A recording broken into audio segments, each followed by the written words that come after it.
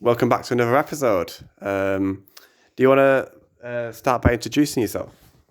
Hello, my name is Rosa, and I'm living in London. Hi, I'm Mika, and I am also living in London with Rosa.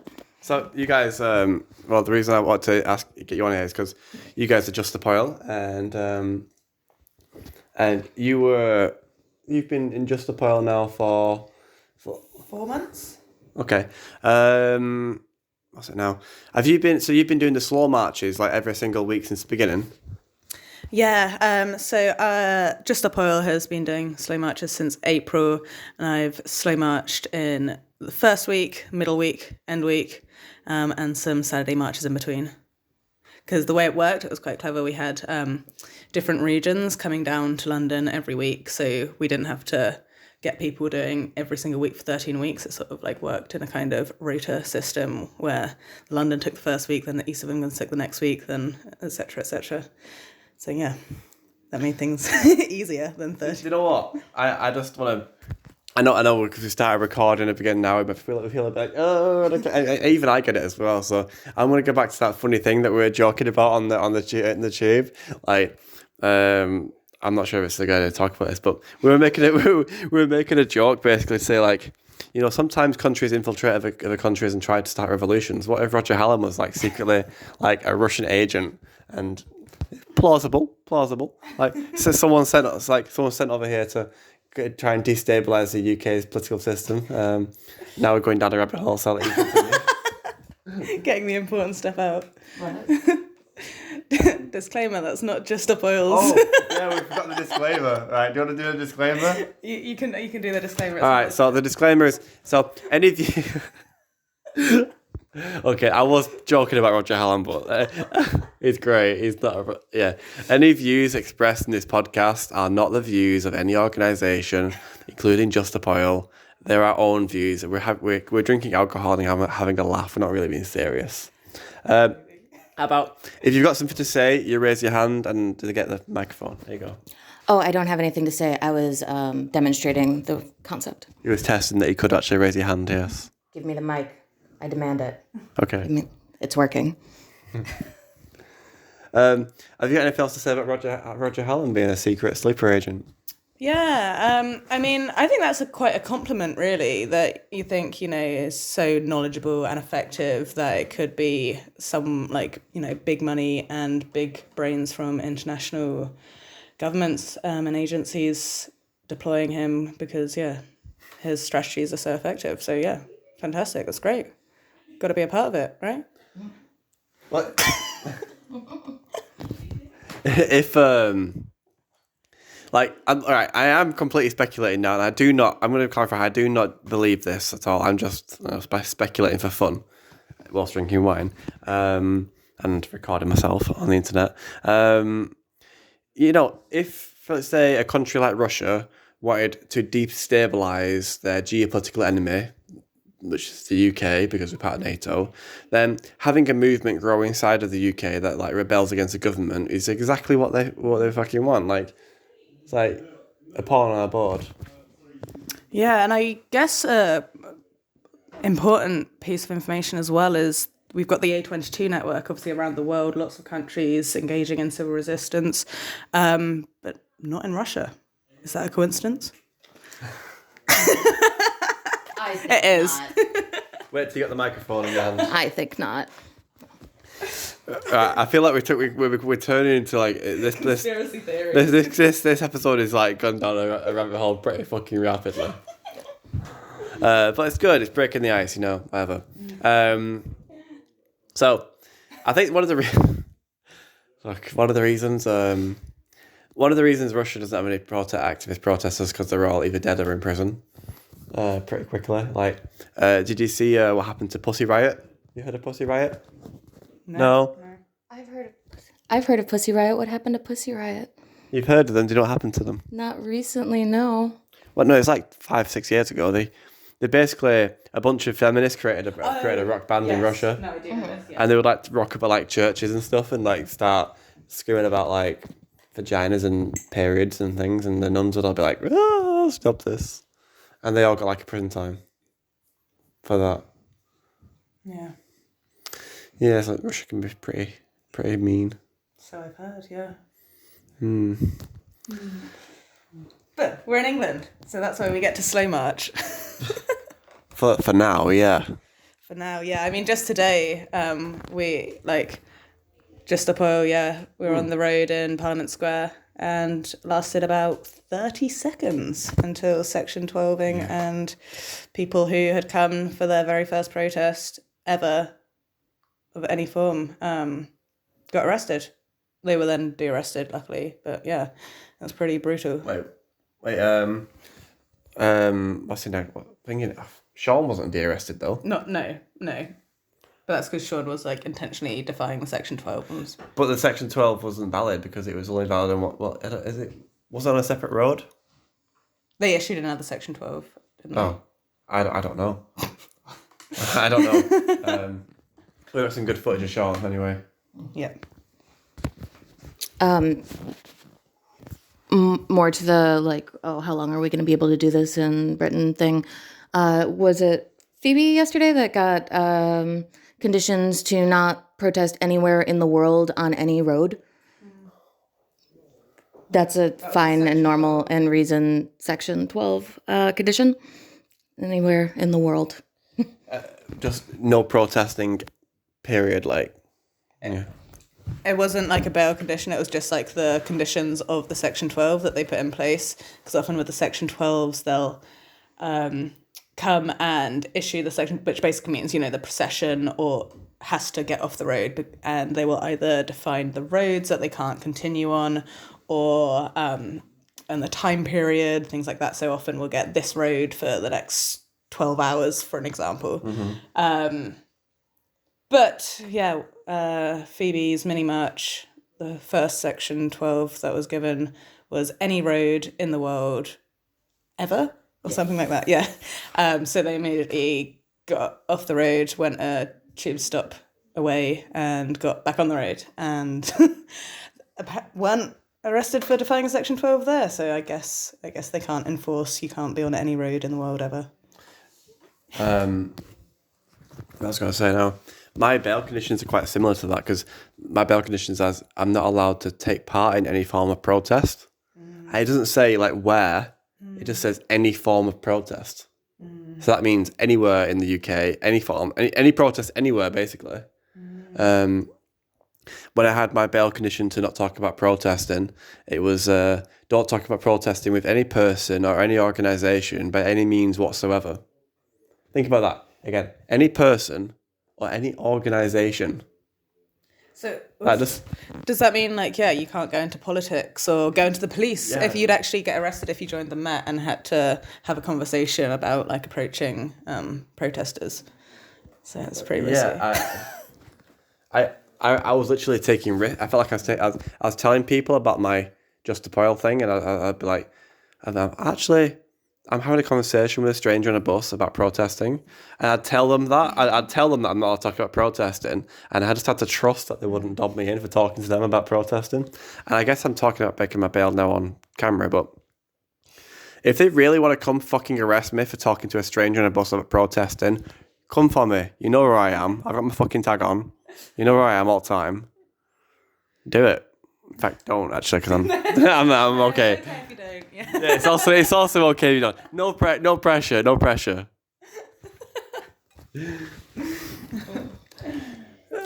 Oh, when is your trial for your time? I'm going through one trial right now, so yeah. So I started the Port of Dover trial Tuesday this week, and yeah, I've been in court all week, and I'm in court next week, which is brilliant because now I get to leave Manchester and come to London, which is why I've got so many awesome interviews since I've been down here. Yeah, so it's really quite happy about that. I want to add to this actually. So I've talked about this in the short videos that I've released in the last couple of days, but my bail conditions say not to participate in protests. Well, for today, I've been filming protests, and in my opinion, filming a protest does not constitute participating in a protest. Do you think filming a protest could be seen as participating in a protest if I've got my own independent podcast with my own media source? Well, I feel like you should hear what Rosa got rated for, because I think it might be very interesting for you. I really feel like it's how you define like what the intentions of the definition are, right? Because like if I was from an activist point of view, I would be like your participation is really important. Like if nobody sees the slow march, it didn't happen. Like, you know, we're getting out there seeing the whole world, and that's how I would pitch it to you as a mobilizer to get you on the road taking those pictures. But from a legal standpoint, heck no. But how does Rosa feel? Well, I think that's the important distinction was the fact it was media for your own independent podcast. I think if it had been media specifically for Just Stop Oil to promote those kind of protests or those kind of slow marches, those kind of resistance, whatever, that would be different. I think that would be participating in the protest because it would be a formal role within the protest. But yes, as Mika was alluding to, in Australia, I was living in Western Australia for 4 years and was part of multiple groups from Extinction Rebellion through to Fireproof Australia. And while at Extinction Rebellion, my friends used spray chalk on a bridge, just said no new gas, kind of things like that. I took some pictures of it, and that meant that 2 weeks later, the police didn't come or anything. I was going to be police liaison, didn't come, fine, had to go to work or something. 2 weeks later, I got a heavy knock at the door at 7 a.m. and it was counter-terrorism, 6 armed counter-terrorism police from state security, and they came and raided me and arrested me and drove me to the police station because I took pictures of some chalk. You know what? It's quite nice of them to actually knock.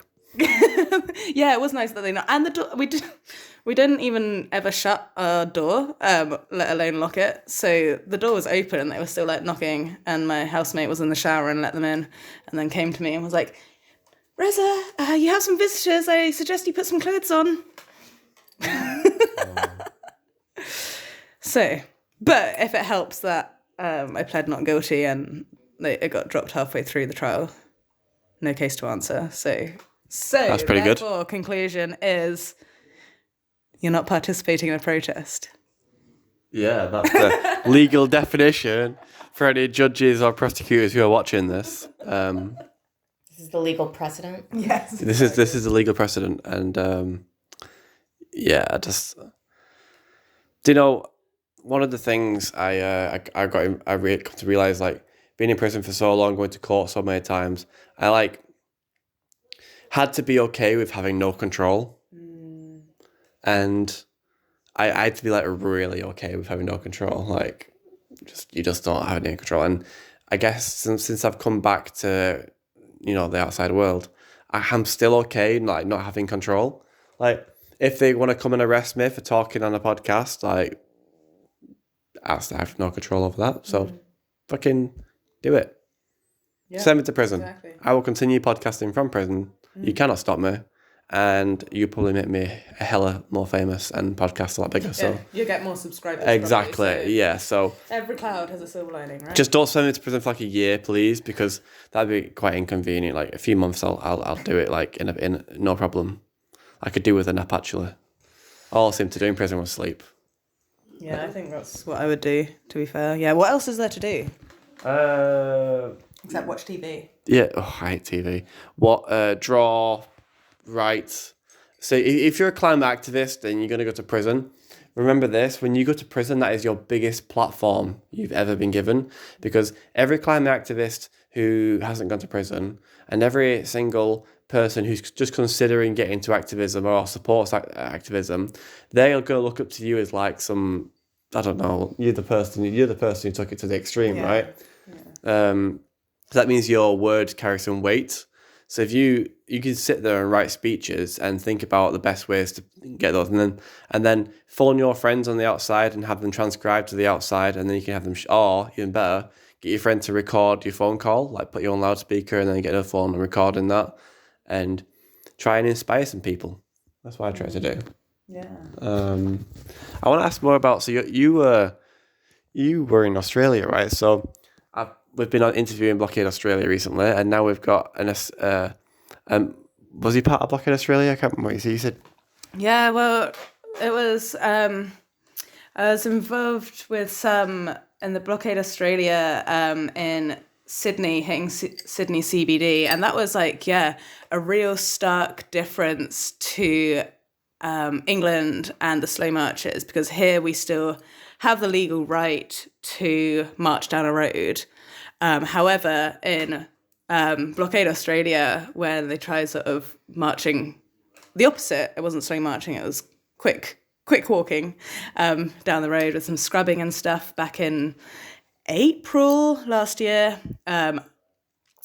That everyone was getting arrested literally just for being on the road. So people were being followed afterwards and being arrested on buses. And I was there sort of, took some pictures, and I was like, oh God, you can't even, I was like, I have to even wait for the green man. Jaywalking's also illegal here. So, it was pretty hectic, and it is, it's a lot more difficult to protest in Australia.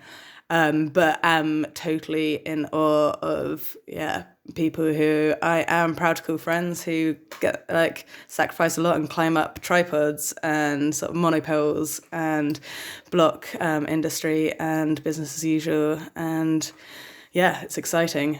And it's quite cool because I guess we're seeing similar kind of actions happening in the UK at the moment with This Is Rigged in Scotland, where they're also doing what Just Stop Oil were doing last year, and similar to what Blockade Australia does, but without tripods and really cool, sexy, funky things like that.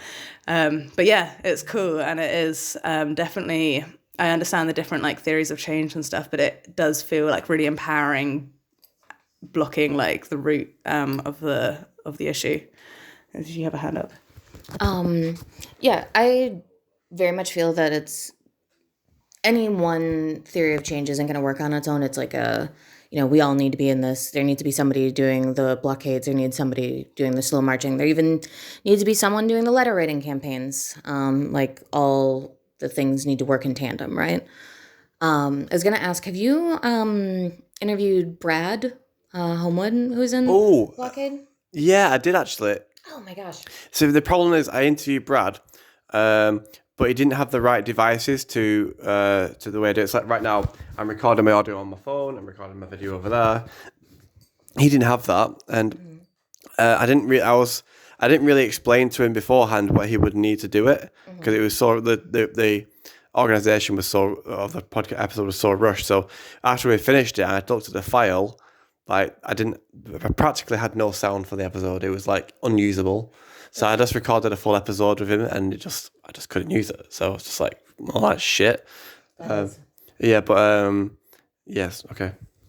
Well, that was the fun old repression of the state with Blockade Australia last year that might have, don't know whether that affected it, but one of the bail conditions were people who got arrested during that period couldn't have more than one phone. So I remember. Illegal. Yeah. Oh God. This would be illegal on the block. And people, and it wasn't even in theory, this week we've seen people have bail conditions to not protest on roads, and then the next day they've gone out and protested on a road holding the bail conditions, and the cops have ignored it. But we saw in Australia and New South Wales people actually being punished for believed breach of bail due to the belief that they allegedly had more than one phone due to multiple charging cables, etc. So, and then having to spend the night in a cell for that. So it isn't even just a threat. It was actually enforced. Australia sounds so brutal. They sound worse than the UK. It absolutely is. yeah, I mean, I started my like civil disobedience stuff with Extinction Rebellion back in 2019, and I joined in the April Rebellion, and it was cool, you know. For 3 days, I was blocking a road and didn't get arrested once, and stuff like that. You know, it was cool, great, easy. Go to Australia, and they literally just like my first week being in Australia, I was in the Perth Extinction Rebellion action. And it was a march with the idea to like stop at an intersection and then like hold the intersection. And what the police were doing, they started just putting tape around the intersection. They're like, anyone remaining in here will get arrested, kind of thing. So it wasn't even like it was like, yeah, we're gonna kind of kettle you in and that with tape, and then you'll be arrested. And so there's not even like, you can't push it in the same way. Like here, you know, they'll issue section 12s, but you can like go a little bit longer, or if you have enough of you, then they can't do anything about it until they have more officers. But yeah, they've just got ways around it, and then it's way more punitive too, it seems. Like, yeah, the fact that people are being sent to prison for, I mean, our friend Violet got sent to prison for blocking one lane of one bridge for 23 minutes and got a 1.5 year prison sentence. Oh my God. Yeah, so like it That is savage. Exactly. Like, could you imagine, like with the police bill and the public order bill? That's all, you know, we're on our way there. But the fact that, yeah, that's a thing in Australia. It's terrifying. I see you've had your hand up. To run you down the line a little bit further, I'm from the U.S. And it's worse there, and it's like it's the obvious progression, right? Is like we're taking up the things that are right now in the UK. We're taking up the things that Australia have been doing for the last couple of years, but Australia is taking up the stuff that the US has been doing against protesters for even longer. Do you want to tell us about that guy you told us about, that protest? That guy who's been in prison for 53 years. You told me about that a second ago. Yeah, God, I wish I would have looked that up in the interim so that I'd know his name and like be a much better person to talk about him. But he's someone who, at the age of 16, was originally put into prison because of his relationship with a white woman. And then when he eventually got out, he started getting involved with like Angela Davis and like, you know, Black empowerment movements, because, you know, when you get sent to jail for having a girlfriend when you're 16, it's kind of probably changes who you are. And then eventually he was caught up in something and sent to prison. He just got out this week after 53 years of wrongful imprisonment. So, yeah, and the whole time he was working as a prison abolitionist, you know, working as like law counsel because he'd been in for so long, he'd seen it all. He knew, you know, other cases, he knew precedent. He was always helping people out in the prison. And now he's out in the world, and he's spent significantly more of his life in prison, probably 3/4 of his life in prison, and the rest of it he was literally a child. That's mental. Like, how do you even cope with that? Like, yeah. I mean, you wouldn't. I can't even imagine like being in prison for 6 months. Like, affected me in ways probably I don't understand yet, but that's another level. Yeah.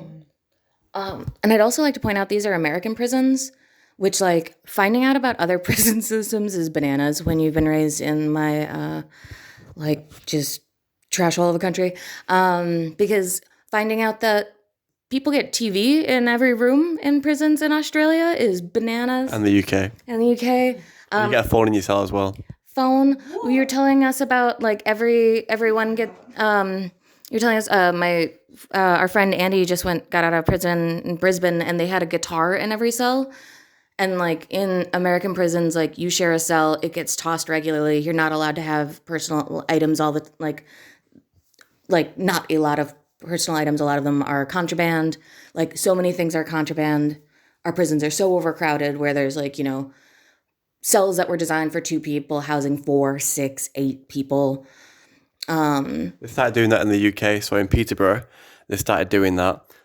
So on one side of the wing, they created single cells that are big enough for 1 person, and on the other side of the wing, they created double cells that are big enough for 2 people.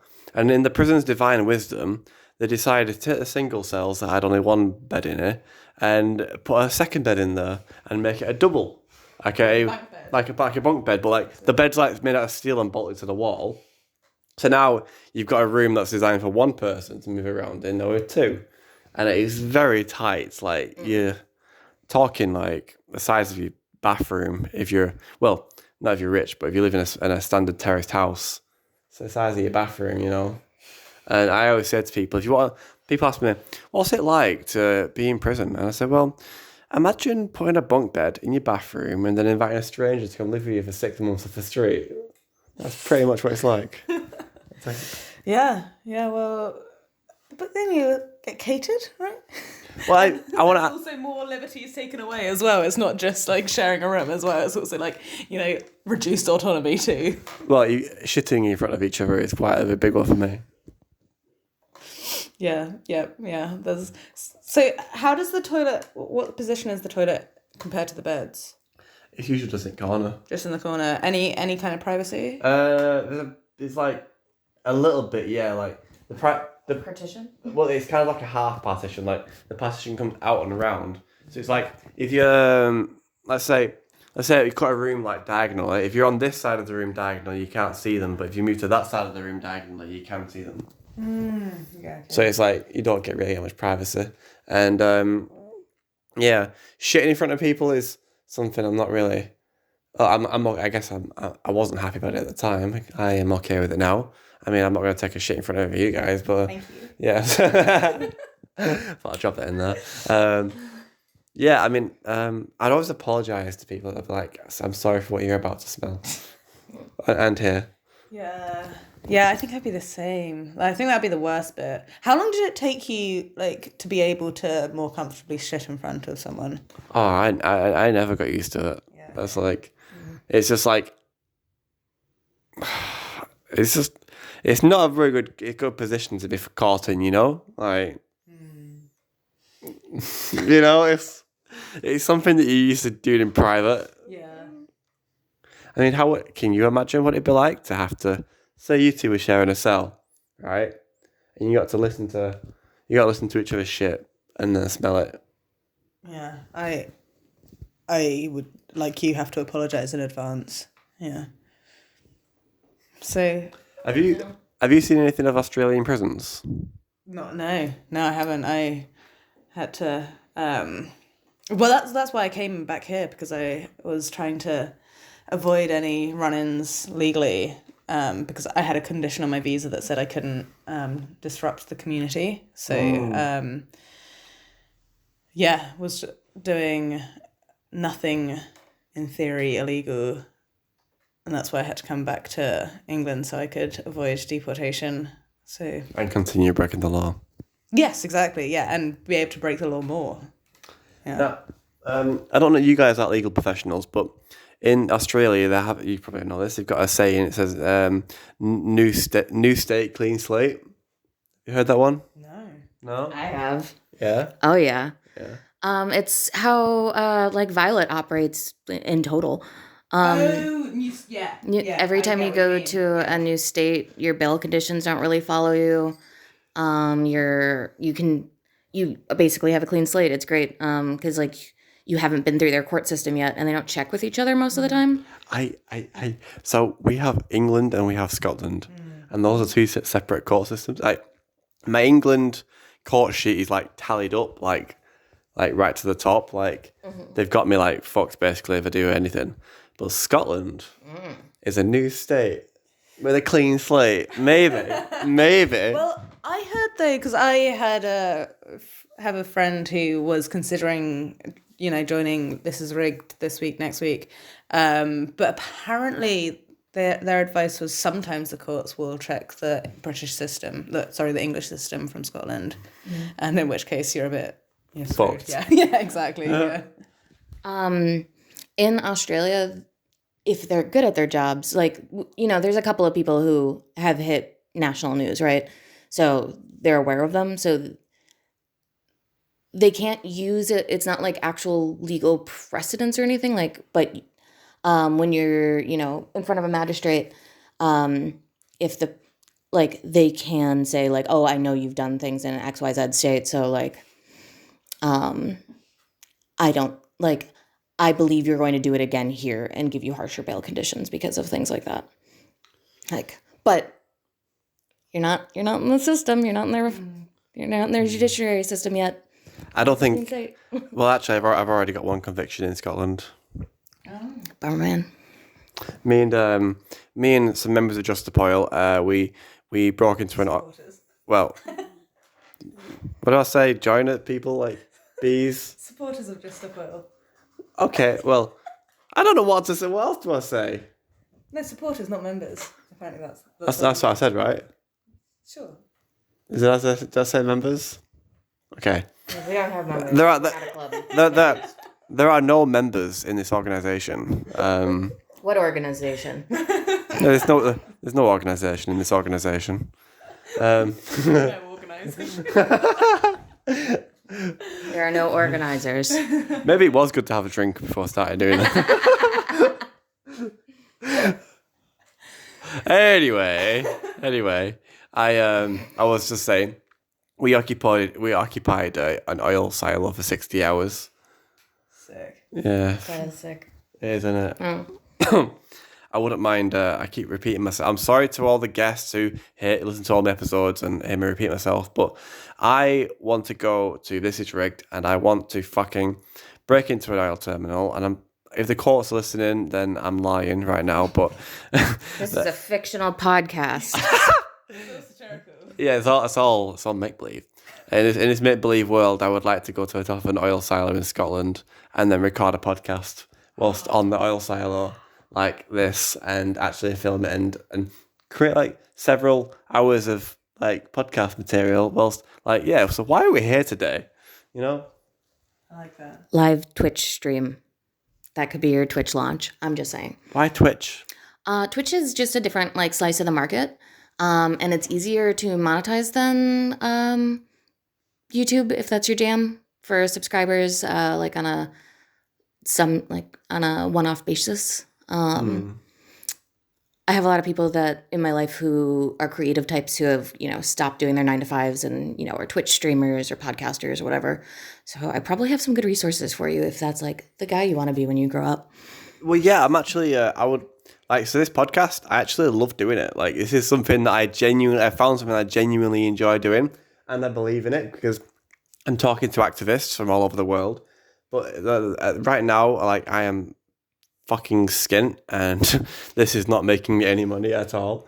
But also, it doesn't cost. Like and subscribe. Yes, please like and subscribe. We're almost at 100 now. We're at 90. But the point is, it doesn't cost me any money to do either. Like this, it costed me nothing. It's just like, this is literally 2 phones in a room. Oh yeah, well, quite expensive wine to be honest, but like that was so. Don't come to London. Yeah, avoid London. Wine's expensive. Even at a corner shop. Yeah. It's getting quite expensive to get drunk. Unless you're on Lambrini. Just tried to persuade me to drink Lambrini. I didn't really persuade you. I just asked you, just casually. What is that? It's like it's the cheapest, strongest thing you can buy in the shop. Oh. Is that like Fat Little Lamb in Australia? But wine. Oh, Fat Little Lamb is a wine product. Did you know that? I did not know that. Horror. Fat Little Lamb is like a fizzy Alka-Pop, but it comes in like a 1.5 liter bottle because it's for you to black out on in your teens. But I drink it as a cheap adult with bad taste, and it's lovely. They have one that's flavored, is called Fantasy, and it is rainbow colored, and it tastes like Red Bull, and it's horrific. They must warn that it is not vegan. If one is a strict vegan, do not drink Fat Little Lamb. Oh, no. But just to do with the way it's processed, it's like through milk or fish or something. Yeah. Most non-vegan wine has fish in it, which is a bummer. So, anyway, I want to ask, do any of you two have any interesting action stories? I mean, Maybe don't incriminate yourself. Like, I'm comfortable incriminating myself quite regularly. That's just due to the not caring. But, yeah, just consider that. I mean, I've got a non-action story, which was altered in arrest, which was at the coronation. Tell us about it in detail. Hold the phone. No comment, officer.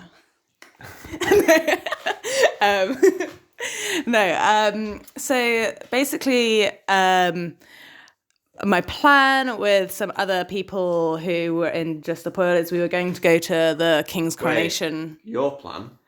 Yeah, my plan of the day. Okay. Yeah. So not your plan of the action? I mean, no. Okay, good. Just clarifying that point. Carry on. For court later. Yeah. Was to literally just attend the coronation and wear a t-shirt saying "Just Stop Oil." We had little orange flags that we could hold up as well that said "Just Stop Oil." The plan was to just stand silently on the footpath, the pavement, and hold up these little flags and reveal our Just Stop Oil t-shirts when the king goes by. So yeah, that was that. It was a rainy day, had my raincoat on, had my hood up, it was all lovely. It was with some other people, lots of people who had flown into England from the coronation around us, having lots of chats about the king and the monarchy and stuff like that. And then got a tap on my shoulder.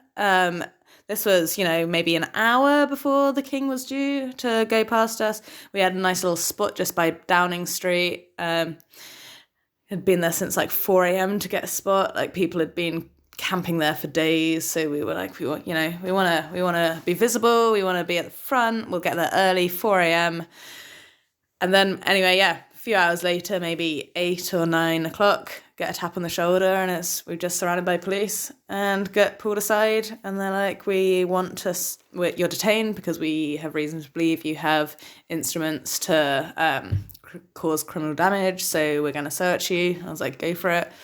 They searched all my stuff, pretty embarrassed. They unzipped my jacket and they were like, ha, caught you, Just Stop Oil. Continued searching all my things and saw that I had nothing in my possession except a tiny little orange flag made of fabric. So I think they were probably embarrassed, but still decided to initially arrest me for breach of the peace to get me out of there, because apparently wearing a t-shirt is breaching the peace. That is brutal. Yeah. That is so fucking bad, like. Then pulled me to the side, handcuffed me, because, obviously I was, dangerous. And pulled me to the side and then arrested me again, but this time for conspiracy to cause a public nuisance. And then, this was all confused. We had like someone else who was press also got arrested at this time as well. They weren't even wearing a t-shirt or anything. They literally showed their press card, got arrested for the same reasons. We were all lined up, and then because shot against the wall. Sorry, luckily not, because there were snipers around everywhere, and I was who knows? I mean, the public order bills come through. Who knows what's going to happen? But the very, very ironic thing was that the roads were closed for the coronation, so they were arguably causing a lot of disruption. But that meant that the police car couldn't come and pick us up. So we got walked to our police station. So we got marched through the town in handcuffs. Should have made them carry you. You should have gone floppy and made them carry you. Like that's the opportune moment. Should have. Unfortunately, I've got a dislocated shoulder. So my shoulder's like permanently dislocated. I don't know if you can see that. That's in socket. Like, that's out of socket. Oh my god, you pop it back in. Yeah, so that's in socket, out of socket. Oh, so yeah. Carry on. Apologies. Do you want to touch it? You should blur that out. Wait. You want to touch that bit? I'm gonna like. I'll do that. Let me just. That's in socket. Yep. Oh god, this is a weird moment for the podcast.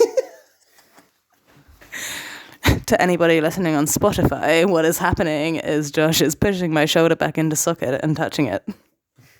Oh baby. So yeah, that's why I didn't go floppy, because if they'd like tried to lift my arm, that wouldn't have been ideal. I would have probably been crying, which would have been really embarrassing and so like not cool and like so resistance, like to be like, yeah, I'm at the coronation. I would have been like, owie, my arm. Anyway, Yeah, so I got marched through the town. It felt very much like a kind of medieval kind of shaming before a hanging. Like I was expecting fruit to be thrown at me and shame. And yeah, actually, there was no public support. Everyone was there like, boo. Could you bring back those stockades where you put your head in Yeah, your that's arm? what it literally felt like I was going to or something. Yeah. I mean, I'd rather that than like 16 hours in the cell, which is what I got. And they told me I had, you'd rather that.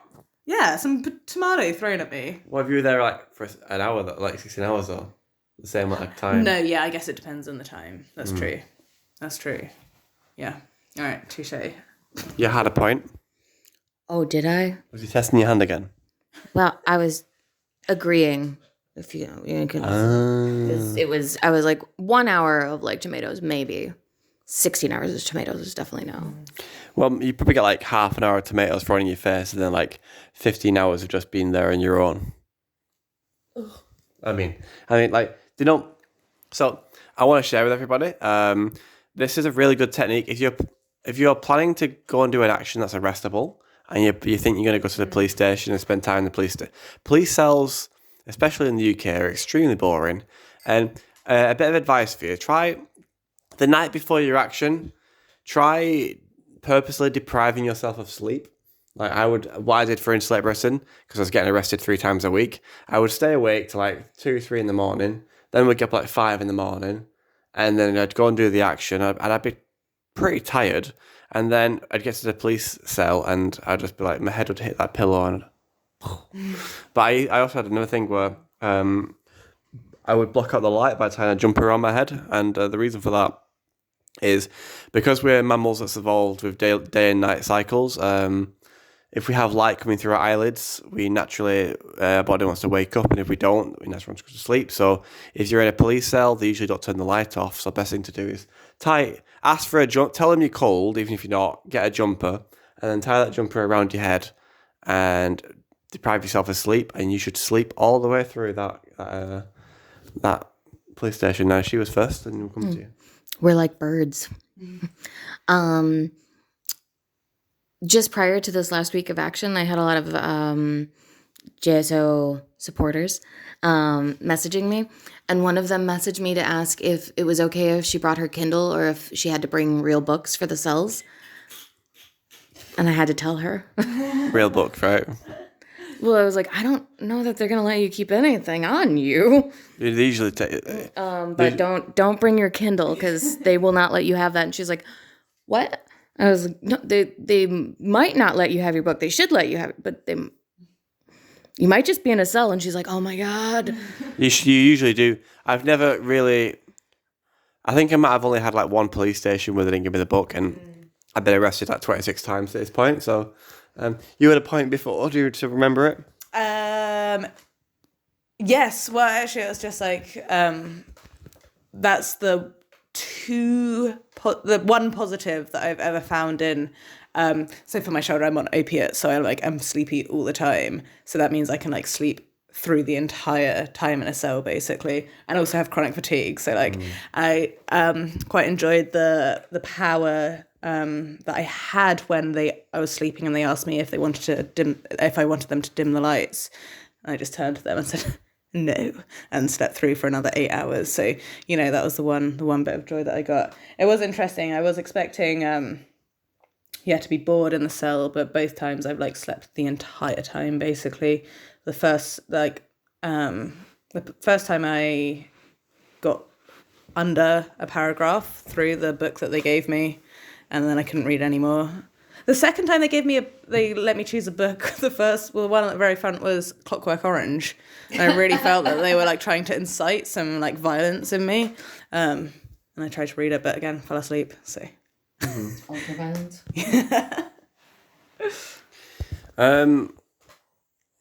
Have you, so the times you were arrested, did you ever try and talk to your police officer, your arrested officer, and talk to them about the climate crisis and use that as a way to try and convert them?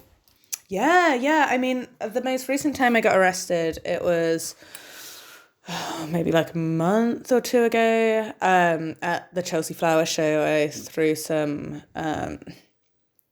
orange flower in one of the gardens. very blatantly. Can I ask about the action? Oh, yeah. So, the Chelsea Flower Show. What was the security like? I mean, they searched our bags on the way in, and that was about it. Like, it was, just like not too dissimilar to going into a nightclub. Yeah, but they don't really look. They just kind of like look in the top and not really. I mean, yeah, pretty much, yeah. And did you feel nervous before the action? Yeah, I definitely felt nervous, I think. Like, this was my first ever intentional arrest. So that's quite exciting. Felt nervous just because, it's definitely a very different feeling going into something intending to be arrested. And also, it was kind of novel, like most of the actions that I've ever, like, experienced, even though I haven't, like, been involved in the actual arrestable side of it, have been more like blocking roads and gluing to things and stuff like that. So I haven't actually, been that involved with something like that is using paint or flour or whatever. So that was, definitely another thing. And then also just the logistics about it. It wasn't just, getting into a road and not leaving. It was like, okay, so I've got this flour and I need to like decant it so I can like throw it up. Then I also need to throw it up. And then I also need to like say things. And I also need to like work out, because, it's Chelsea Flower Show. It's not somewhere that you ever go to. And you're not familiar with it. It's not like you can be like, cool, yeah, so I went there and I did a recce or whatever. I know what's going on.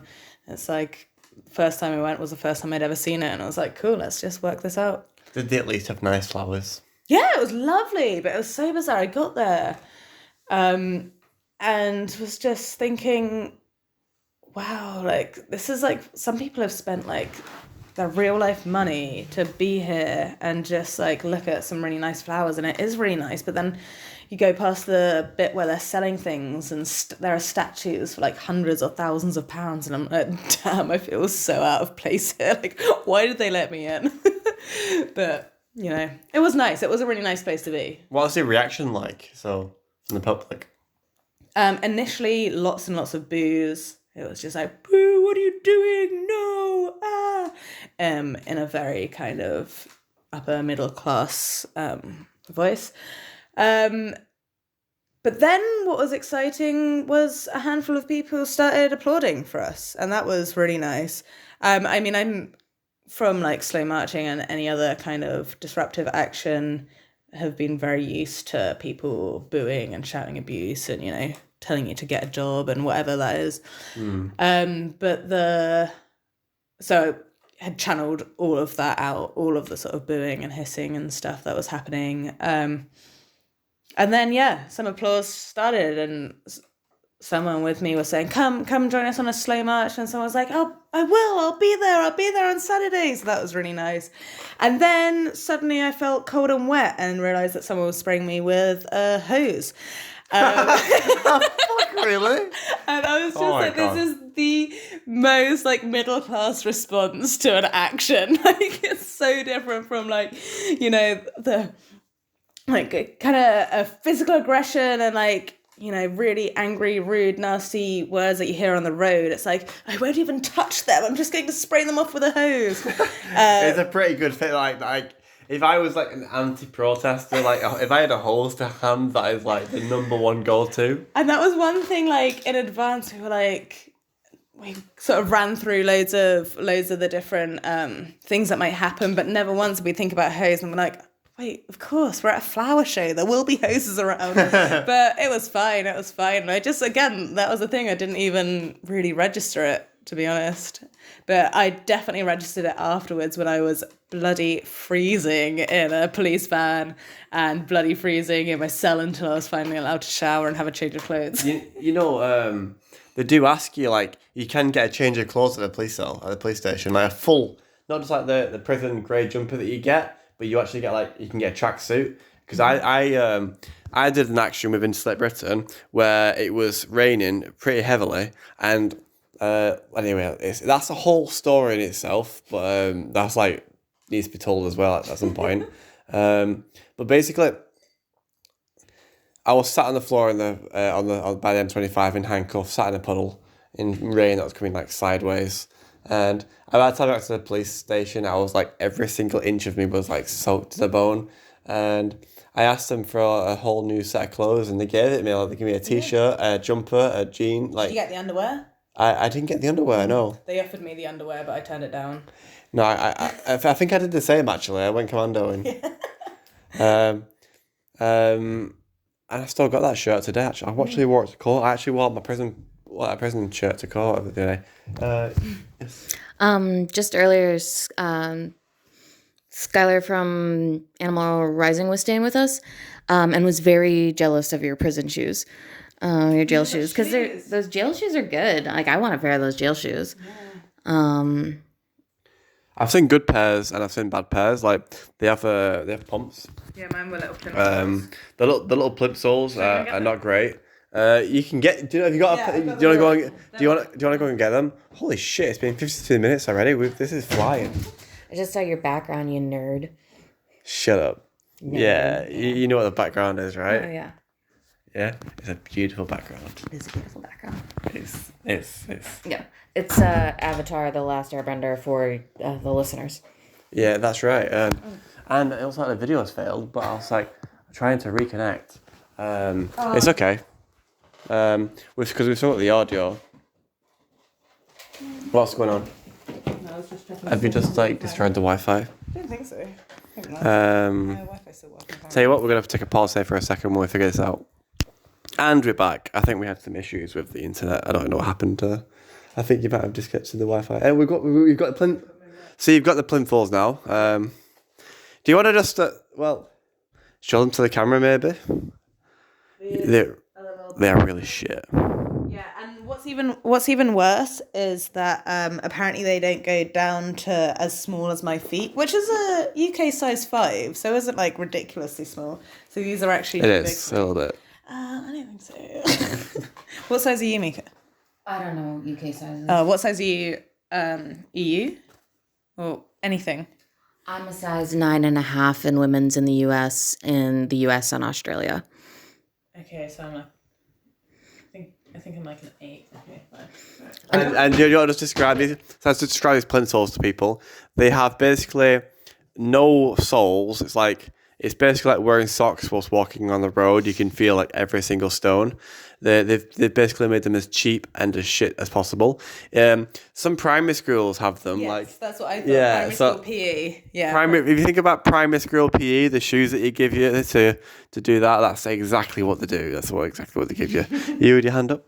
Oh, if you're like a size 8 in like the rest of the world, that's actually the most common size of women's shoes. So they should really have your size, is all I'm saying. I used to sell shoes for a living. I used to do everything for a living. I would say that's interesting, but it's really not. So It's really not. this is not a podcast about shoes. I mean, thank you for sharing. I'm sorry for taking the piss out of you a little bit. Oh, no. I might do it. I'm more interested in like the statistical likelihood of somebody's shoe size than shoes. We get a bit sidetracked now. Do you not think? Like, This is the important stuff. Rebrand. You have Yeah. way more than 91 subscribers if you just talk about plimsolls. you gotta get them pencils. Just to continue to go completely off the rails, this is only the second time I'll ever have been on YouTube, both times drunk, yet both times ruining someone's channel. You can't ruin my channel because I do not give a fuck. Like the level of fucks I do not give is hard to express, but I feel like people who have subscribed and listened this far along, like they kind of know that about me. They know that about me right now, and that's what they like about me. I'm kind of hoping that anyway. Sorry to any new listeners who are just thinking, what the fuck? Such a departure. Such a departure. Yeah. Anyway, should we get back to like corrupt governments and corporations destroying the world and or maybe should we keep it on a more positive note and keep laughing and keep taking the piss? And what are you thinking? Yeah. Again? ¿Por qué no los dos? Is that Spanish? Yeah. Why not both? Why not both? Oh, let's try and do both. Yeah. I'm quite enjoying this one. I'm a little bit tipsy, and I'm quite. Do you not normally do these tipsy? No, this is the first time I've been tipsy on a podcast. I've drank alcohol on the podcast, but I've not actually been like tipsy. I have been. We've come from two pubs. We've come from two pubs, and you've had a tinny and half a bottle of wine. Well, I have been high on a podcast without the viewers knowing. Allegedly. Allegedly, of course. Everything on this podcast is allegedly. Yeah. Well, that's also the very exciting thing about the Chelsea Flower Show is that got no further action this week because apparently there wasn't enough evidence. Apparently, me throwing paint on the front page of the Daily Mail isn't enough evidence. Yeah. So So, was that in court? No, it got dropped before I even went to my first date. Yeah, so that's what I was talking about, the Chelsea Flower Show. So, was that that was your first major, like, public-facing action? Yes. Correct?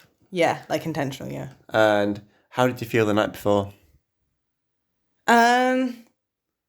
Yeah, I mean, it'd been like 5 days since the idea of the action was proposed to me and the actual action happened. Mm-hmm. And I didn't really have that much of a chance to think about things. And then I decided that I'd just go for it. And so I struggled to sleep. I think I got back pretty late and I had to get up pretty early, but it was all fine. And I was pretty nervous, I think. It's all a bit of a blur, really. Do you find that? Do you find that with your actions? I like to get a notepad and write about the experiences whilst it's still fresh in my mind.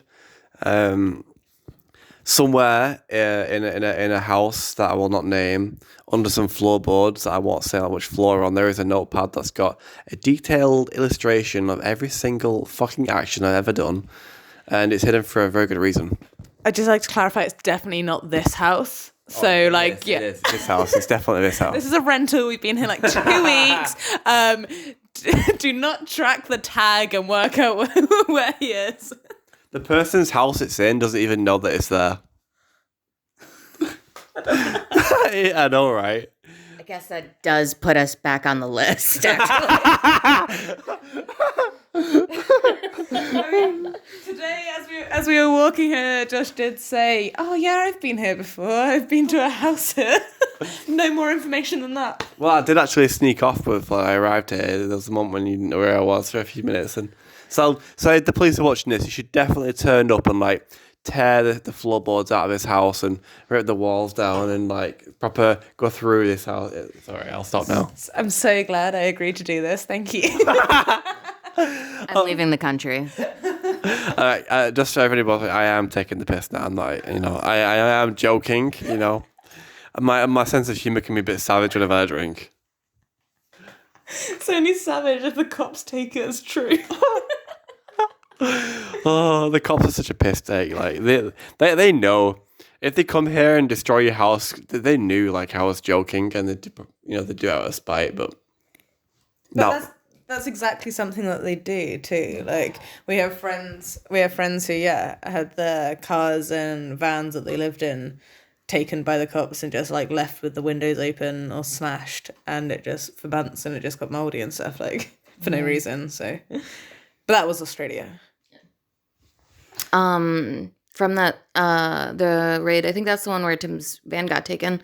There was a like giant stuffed unicorn that was like the camp. It was at a camp. That was like the camp mascot, and they cut off its head and put it on a spike during the raid. Like there wasn't a reason to do that. There was no reason. They were like they pulled out all the stuffing to be like we're checking inside for blah blah blah. But like you didn't need to put it on a spike at the end. That's like this is a raid. This is like an old Viking raid. We're gonna like come murder, pillage, and rape. This is like we're coming here to fuck you up raid. Yeah, it felt very like this is a display of power and like that you can't do anything about this. Like there's no recourse for weird like abuses of power like that because it's probably like a $25 unicorn. It's not a big deal, but also it's like this sends the message, and the message was very received. I want to tell you both about something the police did to me whilst I was in prison. Well, my mum got a phone call saying that I had been injured in prison, taken to hospital, and then escaped the hospital, and now I was on the run. Like From the police. from the police. Was it April the 1st? It was not, no. But this was like Manchester. My mum like googled the number. It was Greater Manchester Police that did this. Like they told my family that I was like injured and on the run. Like, and then my mum, I rang my mum the next day, and she was like, "Where are you?" I was like, "The same place I've been for the last 4 months." Prison, Mom. Still prison. still prison. Yes. Rubbing that in, yeah, absolutely. I was shocked. Like I pressed them. I was like, you should like press charges and like try and sue them. And she's like, yeah. I mean, I don't know if it's something that I could pursue, but I think about the unnecessary stress and trauma that my parents and like they were genuinely thinking that I was like on the run with like a head injury, like not thinking clearly. Like, Oh my god. Gaslight gatekeep girl boss. what? Well, I didn't get that. Yes. Gaslight, gatekeep, girl boss. I don't understand still, but it's okay. Everybody else seems to find it really funny. Maybe it's not for you. That's okay. Not everything's for everybody. This is going to be like one of those clips where I'm like the idiot in the scene. Isn't it? No, I think this was just a funny thing while you're in prison. Oh, you might have missed this like particular time in like meme history. Okay, tell me about this. I really can't, if I'm being completely honest. There's no way to explain it. You just had to have been there, I guess. It's just like it's a state of mind. Using exactly those 3 words and pretty much just that. I've actually forgotten what those words were now, but so. Do you want me to go over it again? You can if you want. I think we can wrap this up. No. I mean, yeah, because people are definitely interested in hearing what we're talking about right now, you know. Absolutely. I think they probably are. Like, I think maybe. I feel like you're going to have to put a disclaimer at the top of this one and be like, this is one of the fun episodes because I'm a fun guy. And then you could have a picture of a mushroom and then I go could just back have to your I past. just could have like a wine glass on the corner of it. Like, Yeah. This is. I'm concerned about that video. It might be losing it and disconnected or whatever. But we're back. The audio is going to be completely out of sync. Just gonna. Okay, hopefully that'll help me get it back. It's also happened like at least once. I know. This is just gonna. This is Point it out. just gonna be really difficult to edit. That's all. I'm gonna be like spend out. Really worth it. I'm gonna spend hours like just trying to figure. Where do these words match up with these mouths? But I'll work. I figure it out. You can figure it out. It's not that hard. And an audio only episode is also pretty cool. You're You horrible. got dressed for nothing. I know. I've been in pajamas for weeks. I know, like, you should have seen it before. She looked fabulous. Anyway, so, any more action stories? Have we got any more action stories? Unfortunately, I don't do a ton of actions because everywhere that I've done action, like been, involved in a movement, I'll get deported if I do them. Back in the States, I used to be very active in the marriage equality campaign, many moons ago. Oh no, we're back out. Oh, what a piss take. This is probably... This probably... It's a sign. No, let's keep going because we've got the audio, so the audio is what matters. Yeah. During the audio, you should keep the video, and then when it goes black, just have like very weird stuff. Just have a video of like wine glasses. I love the video of I have my logo. Okay. I was thinking like, I don't know, the time lapse of a like wine glass slowly evaporating or something. That'd actually be pretty good, to be honest. Yeah, you could even overlay it with your logo. Anyway, cut this out. I'm not gonna. Boo. Yeah. But back in Chicago when I was working on the marriage campaign, we were what would happen to us all the time was we'd get pulled off the protest and they just zip tie us and sit us on the curb. And we wouldn't get arrested. They would just zip tie us and sit us down and make us wait. until it was until the rest of the protest was gone, until we couldn't see them, turn a corner or whatever, and then they'd usually let us go because we were too far away to know where anybody was. But sometimes they would just leave us there, and because you could zip tie like 10 people and leave one officer and just like trap a bunch of activists, and they couldn't really do anything about Couldn't it. you hang on? Did it tie your feet as well?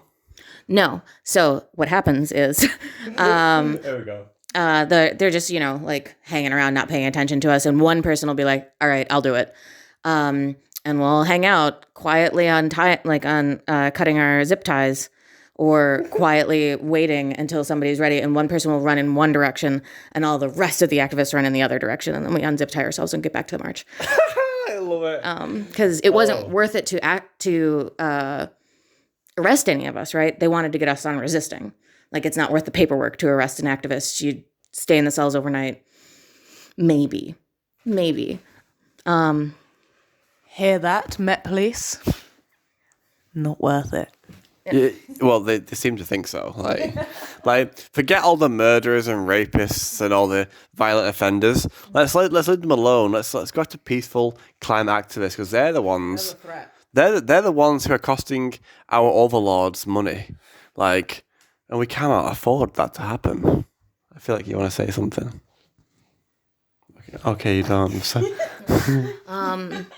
My only kind of okay action story was I was marshalling for we did in Australia, we do disobedience, which is people go around and take intersections and play music and boogie in the intersection.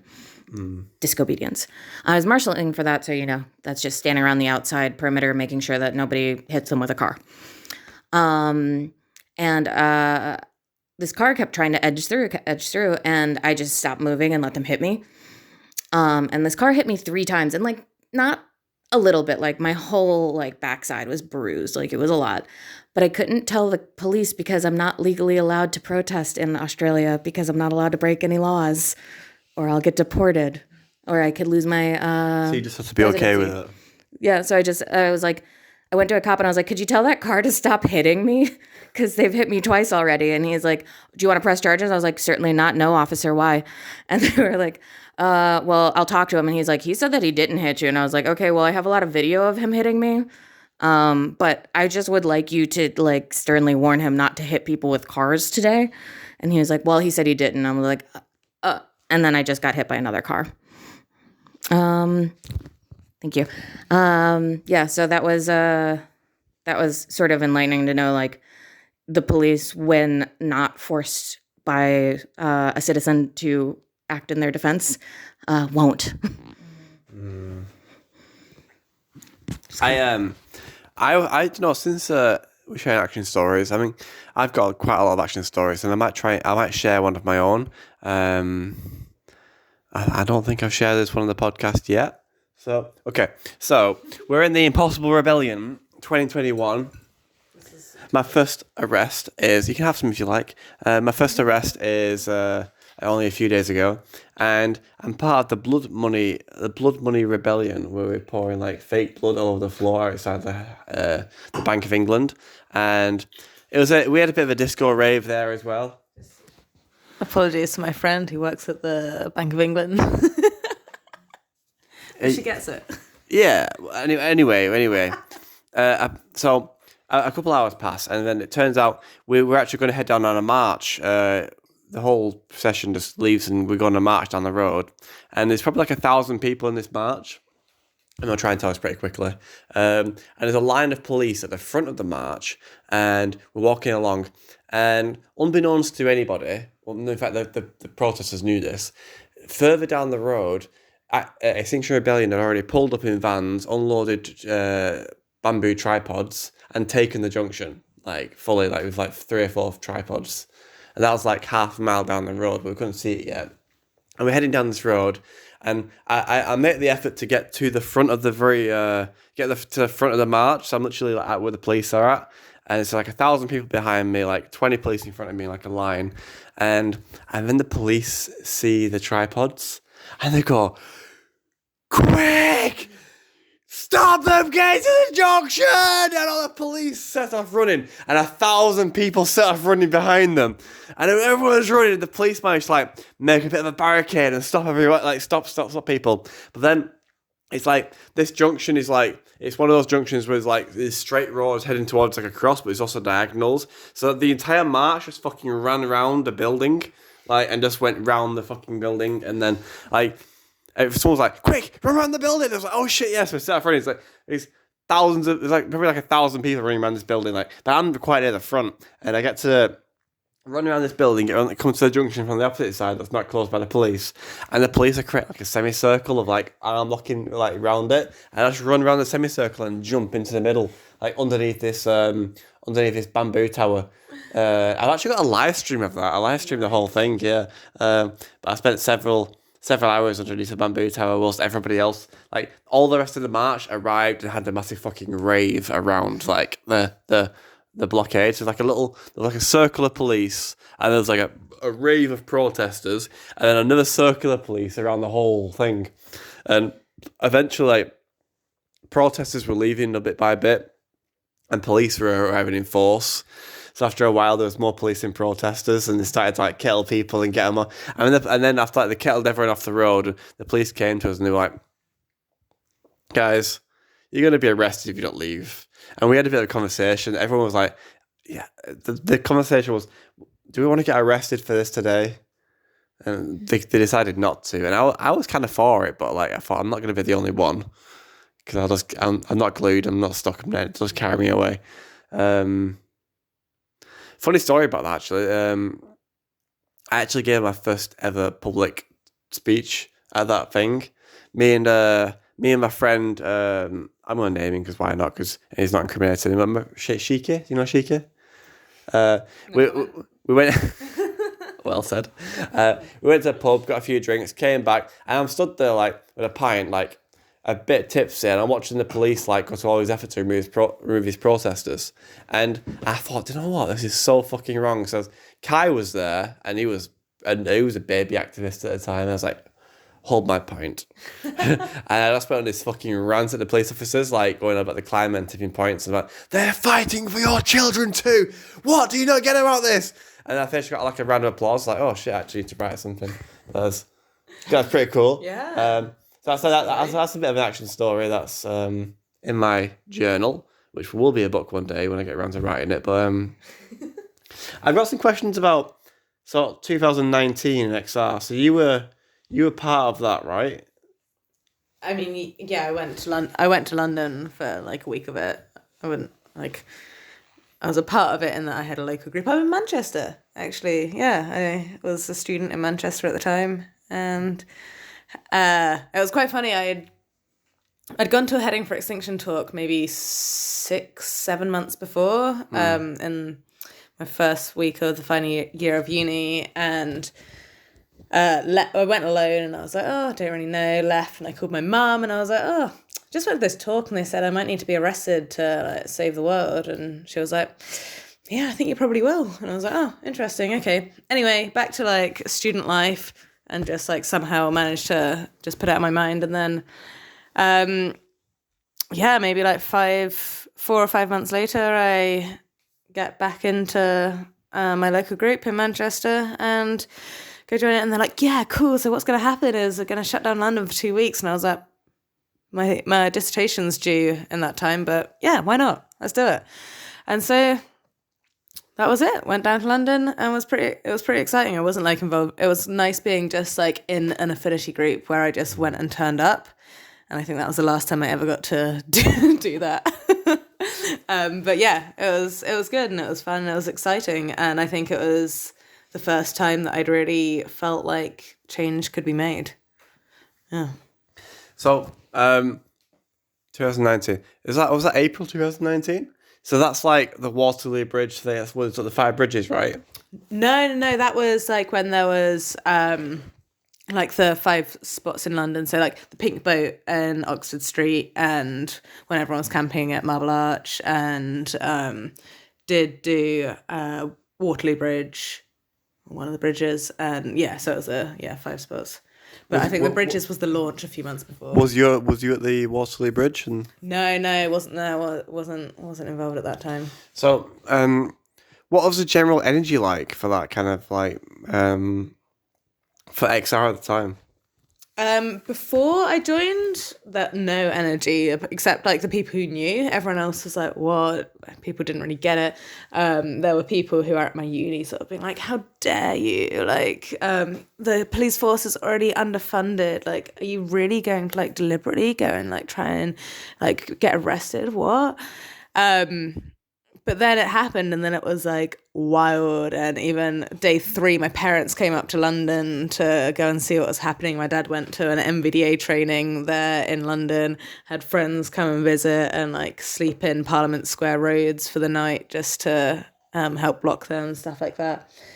And yeah, by the end of it, everybody was talking about it, and I had these friends like come and apologize and be like, "Oh, hey Rosa, you know what I said like the other week? Yes, sorry about that. What you did was really cool." And I was like, just because now it's like popular.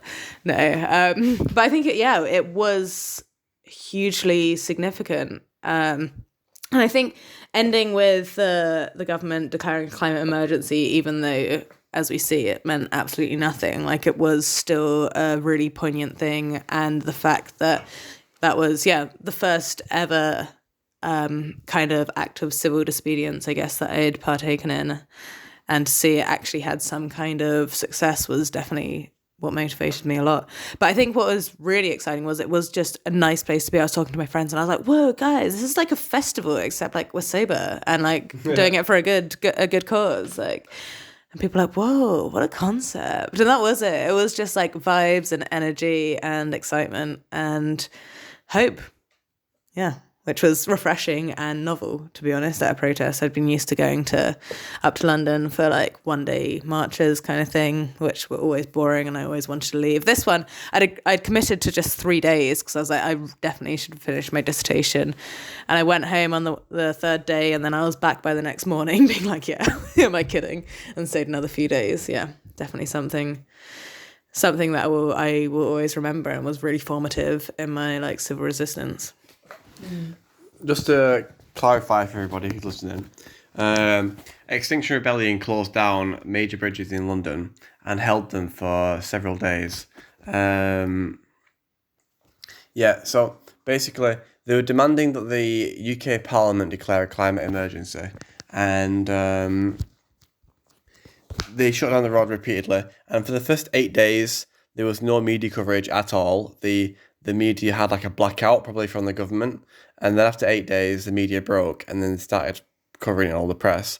And then I think after 13 days and 1,200 arrests, the police, because the way I've heard about it, right, is the police were arresting people from the bridge, taking them to the police stations, going back to the bridge, arresting more people, taken to the police stations, back to the bridge, more people, back to the police stations. And the police stations are full.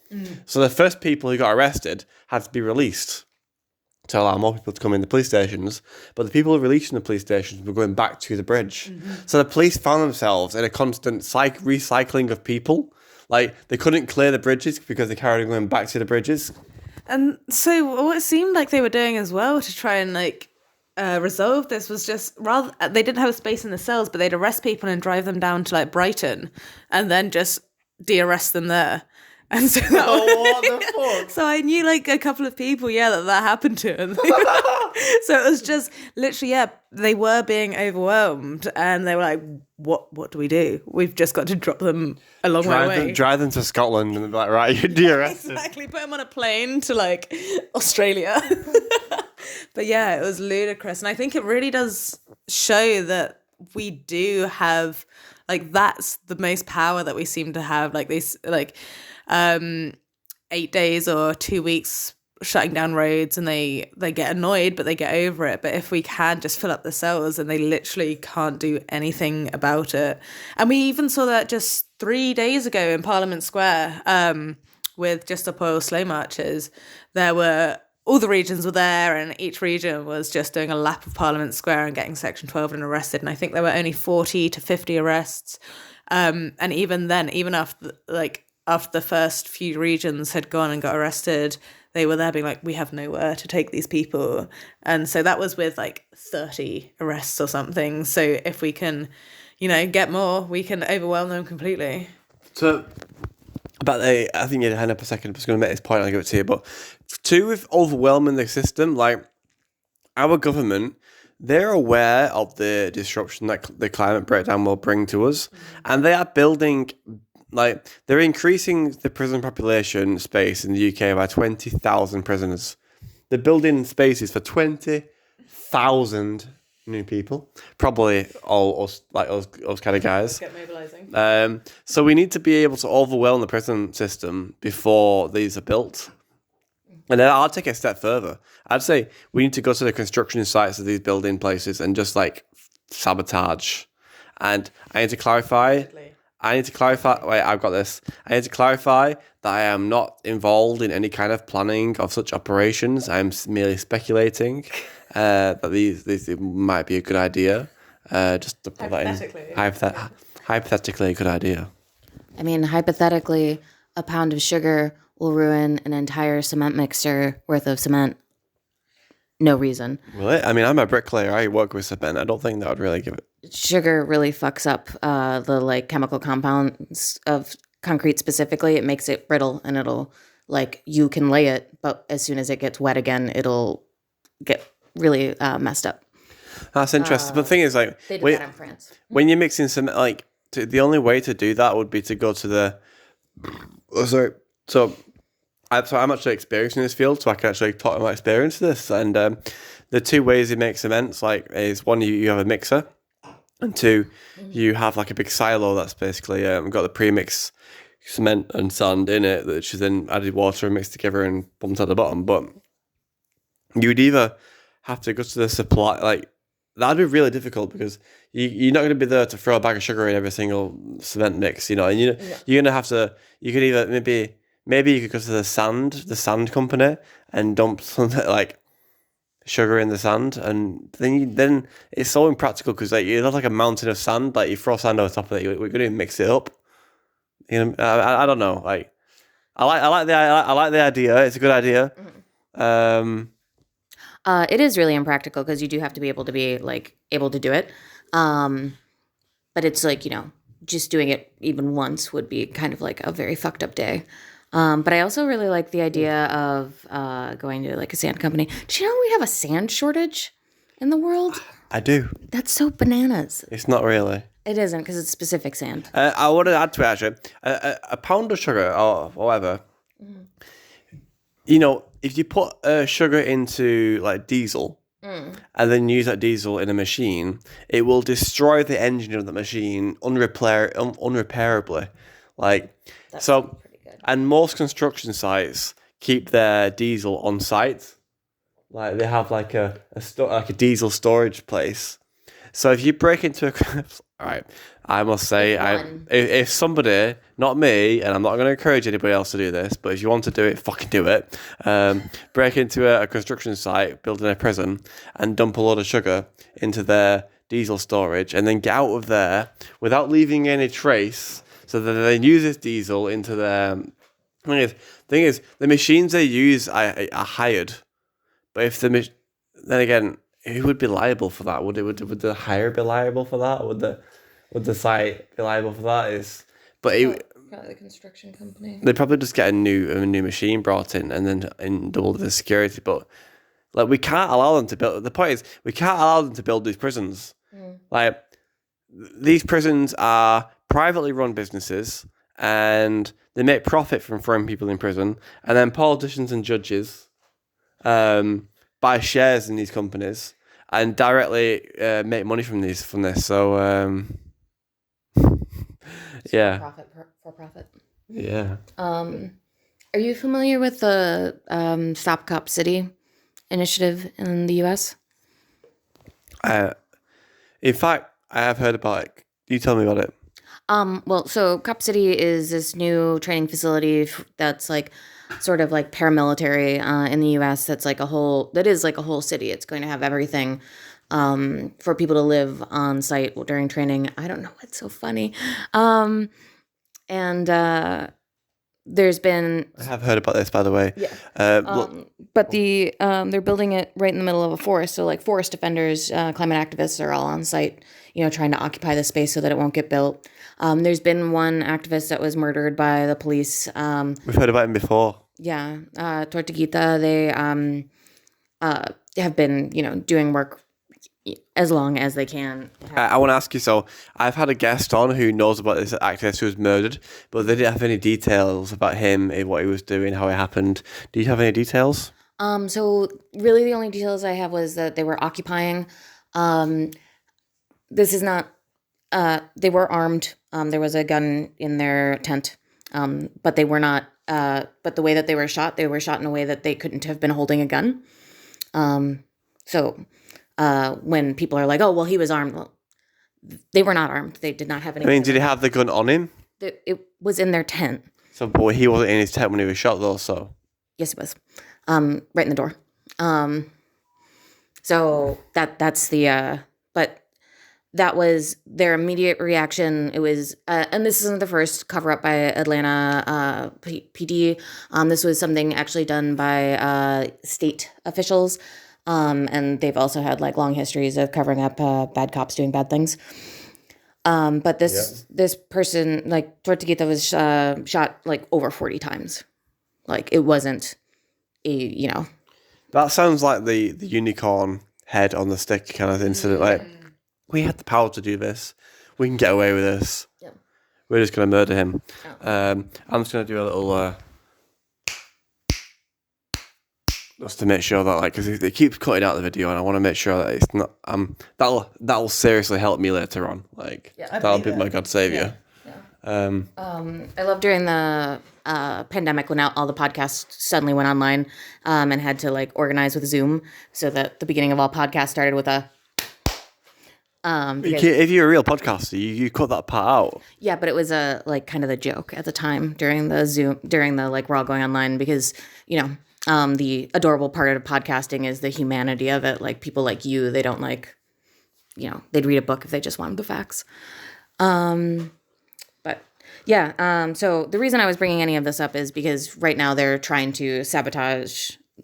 Allegedly, it is suspected that they are trying to sabotage building as things go forward because they're trying to go through, all the correct legal routes. There's been so many town halls. There's been so many. So, as a builder, I know how to sabotage a building. It's very simple, actually. It's very simple. So, you're loving this, aren't you? Look at you, you're just giggling away. But we have no plans for the rest of the week. Yeah, I have no plans for this. I'm not. I'm gonna say I am encouraging people to do this because I fucking am. But if you, in a vague way, in a vague way, yeah, in a way that's not like gonna get me in trouble.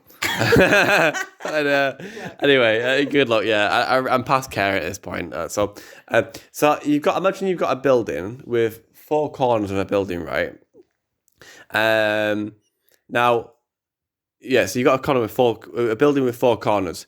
If you take a sledgehammer and you break it, you don't have to break the full building down. Just break the corner out like a pyramid. So like I don't know, like 4 feet. Maybe a meter, like out of the corner of the building. So it's like there's no corner on the building anymore. It's chamfered away. And you do that to all four sides. And then you take pictures of it and you send that to the building regulators. They will demand that the entire building, no matter, even if it's got to the roof, has to be torn down and rebuilt. So that is the way to fucking do it. Like, is that just in England? No, that's like, well, in fact, that is in England.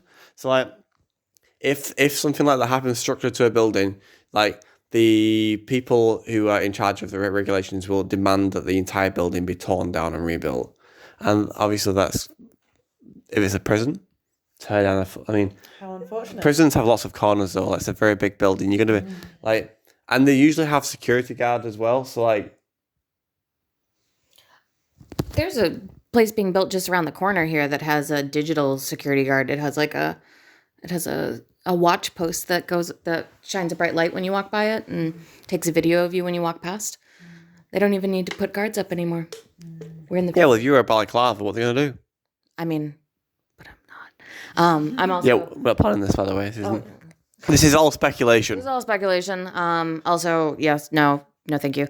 I just have I'm a terrible person to have had on because I'm a queen of tangents. My tangent right now. Tangents. So this podcast is a tangent.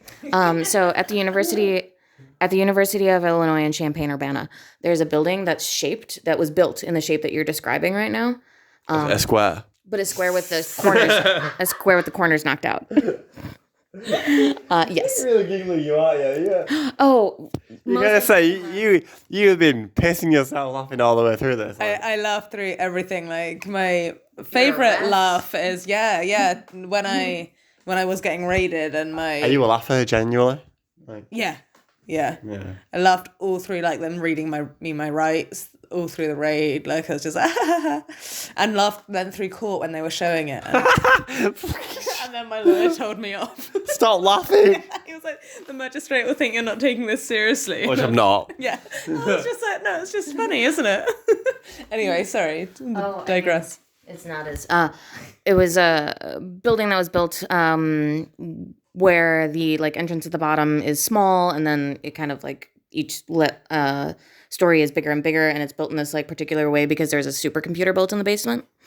Oh shit. And they were like, oh, when we build the building this way, if this building gets bombed, it will fall out and the supercomputer will be fine. But then as time went on, somebody outran the models again and realized that the way that it was built was like the top would fall into the like sort of funnel shaped thing that exists. And then all of the entire building would just fall on the supercomputer in the basement. So it was the opposite of a modern Marvel is what happened. It was the sort of the opposite of what they were going for entirely. It's a foreign language building at U of I, Champaign-Urbana, if anybody wants to look it up later. Okay, Mrs. Giggly. That's my full name. It is now. It's on the internet now. Yeah. So nothing on the internet is a lie. Yeah. I've not actually thought of a question to ask you, but good chat. Yeah, good chat. I guess I'm kind of one thing I want to go back to is 2019 XR, because that was the time when I couldn't join XR because I was on a bricklaying apprenticeship, and if I strayed from that, I would get fired and lose it. So, I don't want to say really, but like, a part of me feels like XR was created 20 years too late. You got any thoughts on that? Yeah, I mean, arguably it's always too late, really. Like 40 years ago. Yeah. I knew 40 years ago. Since like the Industrial Revolution could have been blocking roads or whatever. But I mean, I think importantly the thing is you can only do what you can do in the moment, really. And yeah, maybe arguably like a lot of the stuff we're doing now is too late, but still got to be doing it. I've said this quite a lot on the podcast. I'm sorry to repeat myself to all you guys listening, but there are still billions of lives we could save, all the people that are going to live places where there's going to be no rain in 20 years. We could start moving them now. We could build homes and hospitals and schools and accommodate them in our northern European countries. I know the right-wing conservatives won't like that, but, saving lives, is that not what we're all about? Everything we talk about with the NHS and the whole pant about COVID was saving lives, and we could still save a lot of lives. There's a lot of things we could do. We could harvest rainwater. We could produce green energy. We could build heat resilience into our electrical signal system so that power lines don't start sagging under the weight and melting. Have you got anything to add? This has been attributed to Kirk Vonnegut. I can't say that that's, true. But a quote is that humanity is will be the first civilization to not save itself because it wasn't cost effective. Oh, God. I need to remember that. Yeah. We'll look it up later to find out if Kurt Vonnegut actually said it or if it's just Mika Talley saying it on this podcast. Quote me later. You will be quoted in the future one day, I hope. I like that. So, humanity, imagine on a sign, drinking a book on a sign, humanity is the first species that wouldn't save itself because it isn't cost enough. It has to be a big sign as well. That's all right. We can have big signs. Yeah. Dangle that from a gantry. Yeah, it could, couldn't you? I want to get your opinion on this actually. Your opinion on this. My first ever sign that I made myself, we was told to, it was during Instagram, create a sign that genuinely gets to the point of why you're here. And I was like, okay. When were you assigned this? This was like the second week of Insulate Britain. Okay. We're going to go outside the Home Office, and I created a sign that said, arrested 4 times because I'm in mourning for life on Earth. Yeah, nice. Good. I mean, and that picture of me holding that sign was put on the front page of the Sun newspaper, which is now framed in my house. The only time you bought the Sun? I didn't buy it. I got it off a friend. I would not contribute to their paper. In the future, say you stole it. I can't now because it's on the podcast forever. This will get so big. I think it will do. I genuinely, right.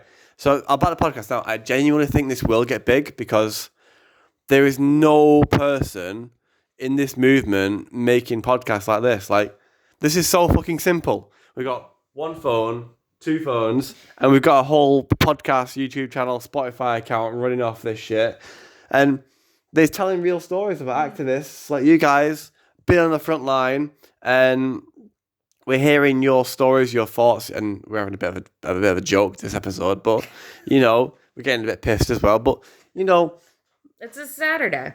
people who are watching are getting to know us like the real us, not like a 60-second version you see on ITV where it's followed by the presenter who says we're a cunt afterwards. Exactly. You've got, an hour and a half of pure, unedited footage.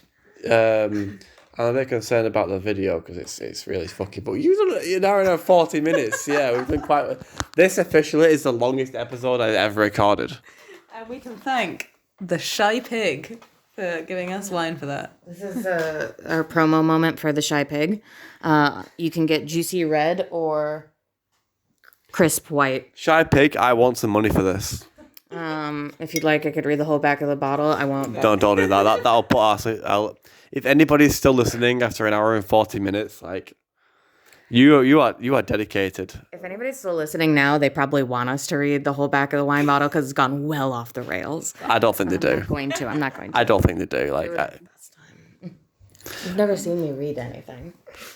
I'm really enjoying that. I'm just gonna record her laughter because she's dying of laughter. Everything we say, I laugh way too much. I feel like Rosa's laughter is one of the key reasons that I'm in the UK right now. Because I lived with her we were in Fireproof Australia together. And I lived with her in that house. We had way too many activists and far too few bedrooms. It was a great time, but living with Rosa was such a joy that I crossed the entire planet to be here. So I like that. We've also got a 4th activist in the room who doesn't want to be filmed or recorded. He's secretly laughing right now, and he's a surprise guest for a future episode. He's welcome to make he's welcome to make himself known if he wants to, but there's no pressure to. So he can just keep smiling off me whilst he's off screen. They're shaking their head. They're not trying to be in here. We're not going there. I think they're just waiting to go to bed because they're sleeping here tonight. Yeah, pretty much. This is our guest bedroom, aka living room, aka no. Is this where I'm staying? Oh yeah. I mean, I'm staying in the house somewhere. This is it. You're staying with them.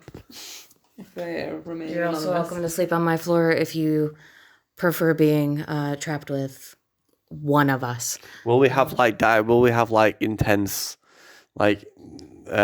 conversations about philosophy and shit whilst we try and sleep and stare at a dark ceiling? Me and you, or you and Guido? Anonymously. Are you not? Wait, you just gave his name. Wait, I thought you were going to be on this podcast later. it will be, but I don't know if that's the name. That's unconsensual naming. Sorry about that. You can bleep me. That's a thing you can do with audio. That requires going through the audio footage and actually listening to the whole video. Are you saying you don't want to listen to this? Because that doesn't stand in good stead for your channel. We're an hour and 40 minutes in. That whoever hears me right now is truly dedicated to the cause and will not fuck with Guido. To be fair, the people like... Oh, are they not going to hear me? This is not like a usual episode. Like most episodes are like quite serious, like quite the way through. And this has been like a real piss-taking episode. Like, how about... Reviews? Should we start play? Should we play a drinking game? Yeah. Hey guys, Secrets and all. guys, can we play a Our drink? spectator is going to give us a review. Okay, should we play a drinking game? I'm out of alcohol. Oh, I'm also. Drink some of mine. We've got some wine. Alright, guess we're drinking coffee. Are you fine with that? Oh well, I guess I'm okay with that. You don't Come on. have to be. Okay Oh with wait, that. we've got Oh, spirits. yeah, no, we do. Yeah. Oh shit. let Okay, me- and pause. And we're back. This is a slightly kooky part of the episode now. It is the longest episode we've ever recorded, and I am the drunkest I've ever been on the podcast. So we're gonna cheers to that. Come on. Sorry. Right. So we've decided on playing a drinking game called what was it again? Most likely to. Most likely to.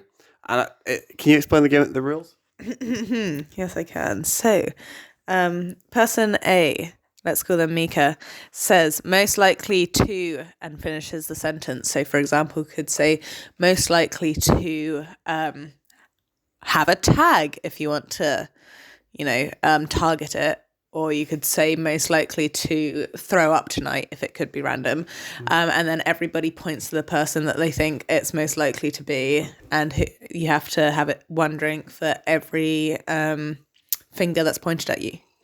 Everyone understand the game? Yes. I feel like I'm going to be at a severe disadvantage in this game, considering the amount of shit you could get me with. But I'm going to start this off, and I'm going to say, okay, most likely to dye my hair. You can point at yourself, by the way. Oh, that's me. Okay, so you got to drink once, and you got to drink twice. Who's next? Most likely to sleep through their commitments tomorrow. Hey. I don't even know you guys. Yeah, but we got work to do tomorrow and we're all drinking. I'm gonna say you actually because you put it yourself. So I have no idea about you, but I could lock you in here. oh, okay, right. 2 and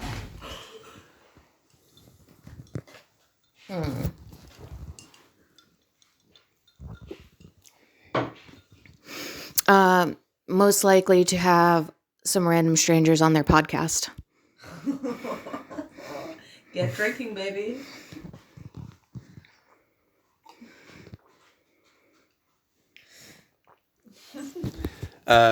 Most likely to get a tattoo.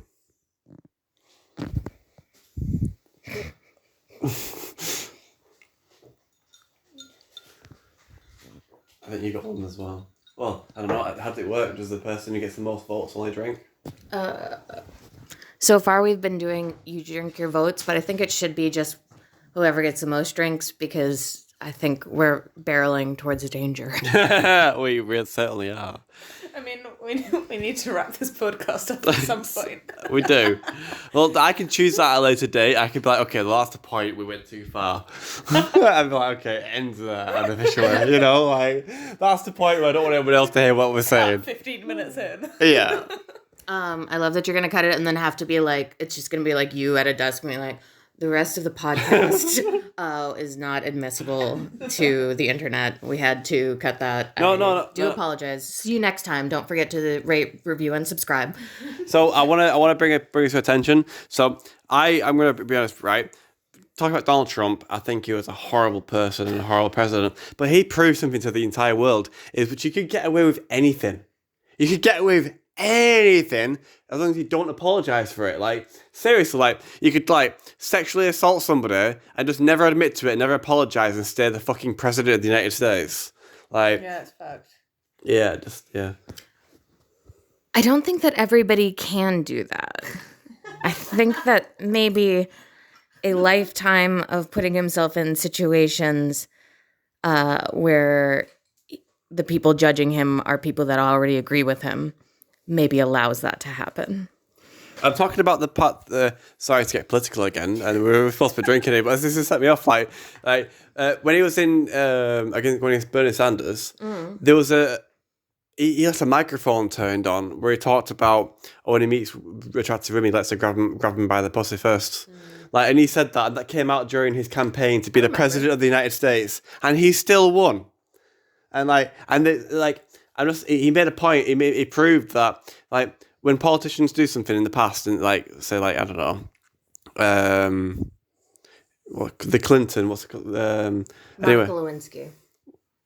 Anyway, by releasing an apology to the public, you're admitting your guilt and you get slaughtered for it. But if you just don't acknowledge it, don't apologize for it, and continue like everything's normal, you know, yesterday's news is tomorrow's, like, today's news is tomorrow's fish and chip papers. You know, it's forgotten about. The news cycle so fast. And I'm sorry to take it back to a serious point again, but I just thought, you know. But okay, I don't think that works on every person though. Like, yes, I do think that there's a lot of power in that, and I won't pretend like anybody in that situation couldn't choose not to apologize and probably hold a better place of power. That's true. But I don't think that if Bernie Sanders got caught saying that he was grabbing women by the pussy, his base would continue to support him if he didn't apologize. It's that Trump's base is people that don't care if you're grabbing folks by the pussy.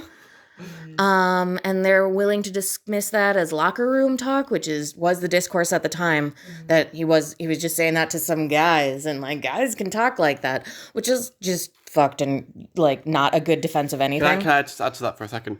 Guys who have to exaggerate like about sexually assaulting people to sound cool, like, how do you even get to that? Like, how do you even get to that? I mean, it's because they don't see women as people. They see them as conquest. They see them as like a thing you did because, like, you're such a fucking dude. You're the man. It's like, it's all about power. It's not like, it's about how hot that chick was on a scale of 1 to 10 so that you can show how good of a dude you are.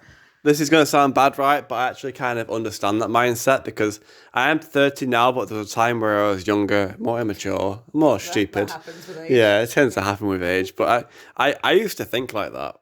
I literally used to think like that. Like, obviously, growing up, you talk to people, you learn, you become more wise, but I mean, you can get people in like their 50s, like, who still think like that, and you're like, okay. And the thing about this is, like, when you're younger, it makes sense, and like whoever is saying it to you makes sense because they're adults saying it, right? Like, it's one of those things that kind of gets like filter feeded down. But it's like right now, the right is like specifically targeting young men who don't like know kind of where they're at in life yet. They're like, they want to grow up and be like happy, successful people, like everybody does, and they hear all these things like, you know, that they perceive as anti themselves when it's like, you know, anti like men's rights activists being terrible, because they're taking on an identity that like sounds like them but isn't them. And it's really sad because those are the people that are looking for community, are looking for love, are looking for somebody to take care of them and like want like be part of something, and then they end up in far right groups because they offer easy solutions for like why you're unhappy right now.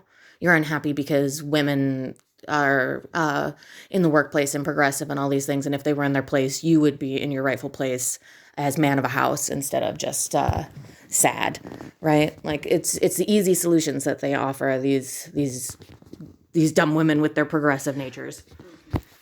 Luckily, we have easy solutions to climate collapse. Just stop new oil. We really shouldn't have let me have the mic. I have so many things to say. I said this before. I was like, I don't have a lot to contribute, but I have a lot to say. You did say that. Oh, I went back to the game. Okay. Okay, it's your turn. Oh. I think. Most likely to get arrested next.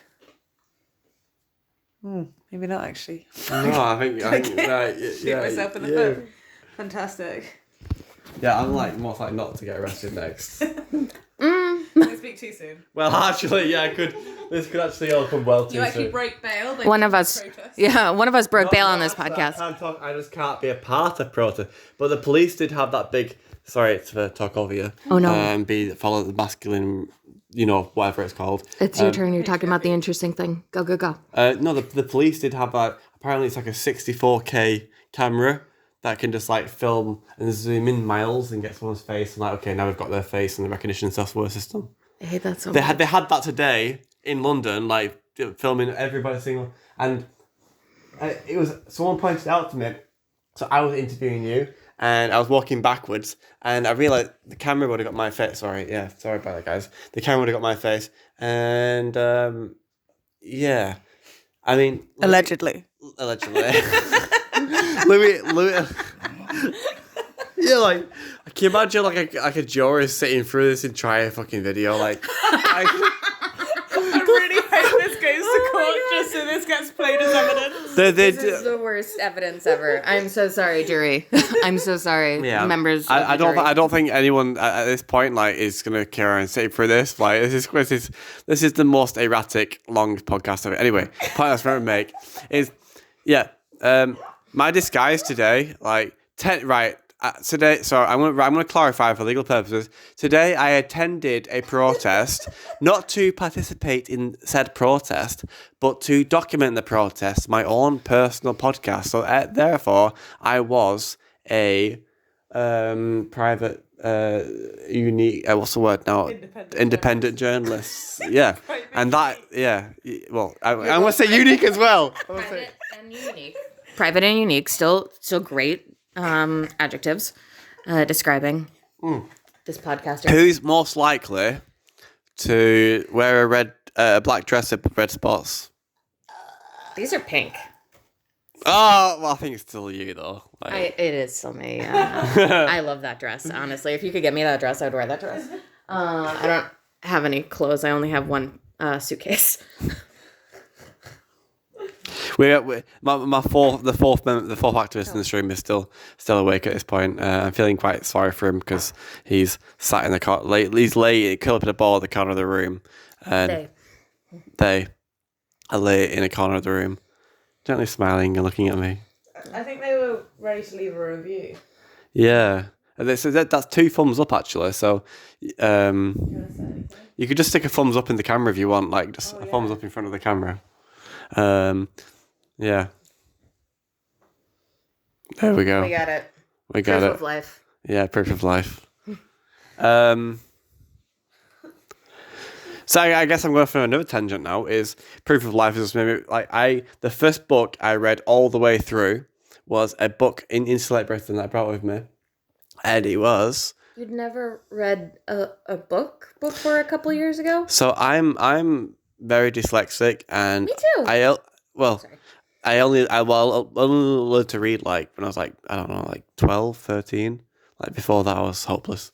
And yeah, so I dedicated myself to read a book in Select Britain because I'd never finished one before. And it was like, that's quite an achievement for me. That's amazing. Yeah. I've got a book called, I think it was like 140 Days as an ISIS Prisoner. And it was like an American who was wanting to document and take pictures in Syria, and he was kidnapped by ISIS and held hostage for like a long time. 13 months. 13 months it was, yeah. So you decided to start your full book experience on a nice, light-hearted note. Yeah. It was actually a good video. It came with a surprise. The book came with a real surprise though, because the book started with a funeral, and I was like, oh no. And it's like, well, I thought that was the protagonist of the book. Like, okay, that must be the protagonist. Like, well, I don't know why I assumed it was. And then right near the very end, I got a hint that the person at the funeral at the end might not be the protagonist. It might be the protagonist's friend. And that turned out to be the truth. Oh my god! And the protagonist excellent writing. survived. Mm-hmm. And he was his best friend. He was his best friend who was also a prisoner who got killed, and that's his funeral. Fantastic. But I don't think it was a. All the spoilers. I don't think it was a plot twist. I think it was just my dyslexia, like not remembering the names that I read. Like I just. Well, Your laughter's cracking me up. Come on. she's the best. I kind of hope like that is a very like standard plot twist, and I really hope that that's the one. It That wasn't a plot twist. It was a dyslexia fuck up. But was it? Like, did you check at the beginning? Because like No, I a did lot not. of the times, opening with a funeral is a like great literary device. So like, I think they did that to you on purpose. I think you had the experience you were supposed to have.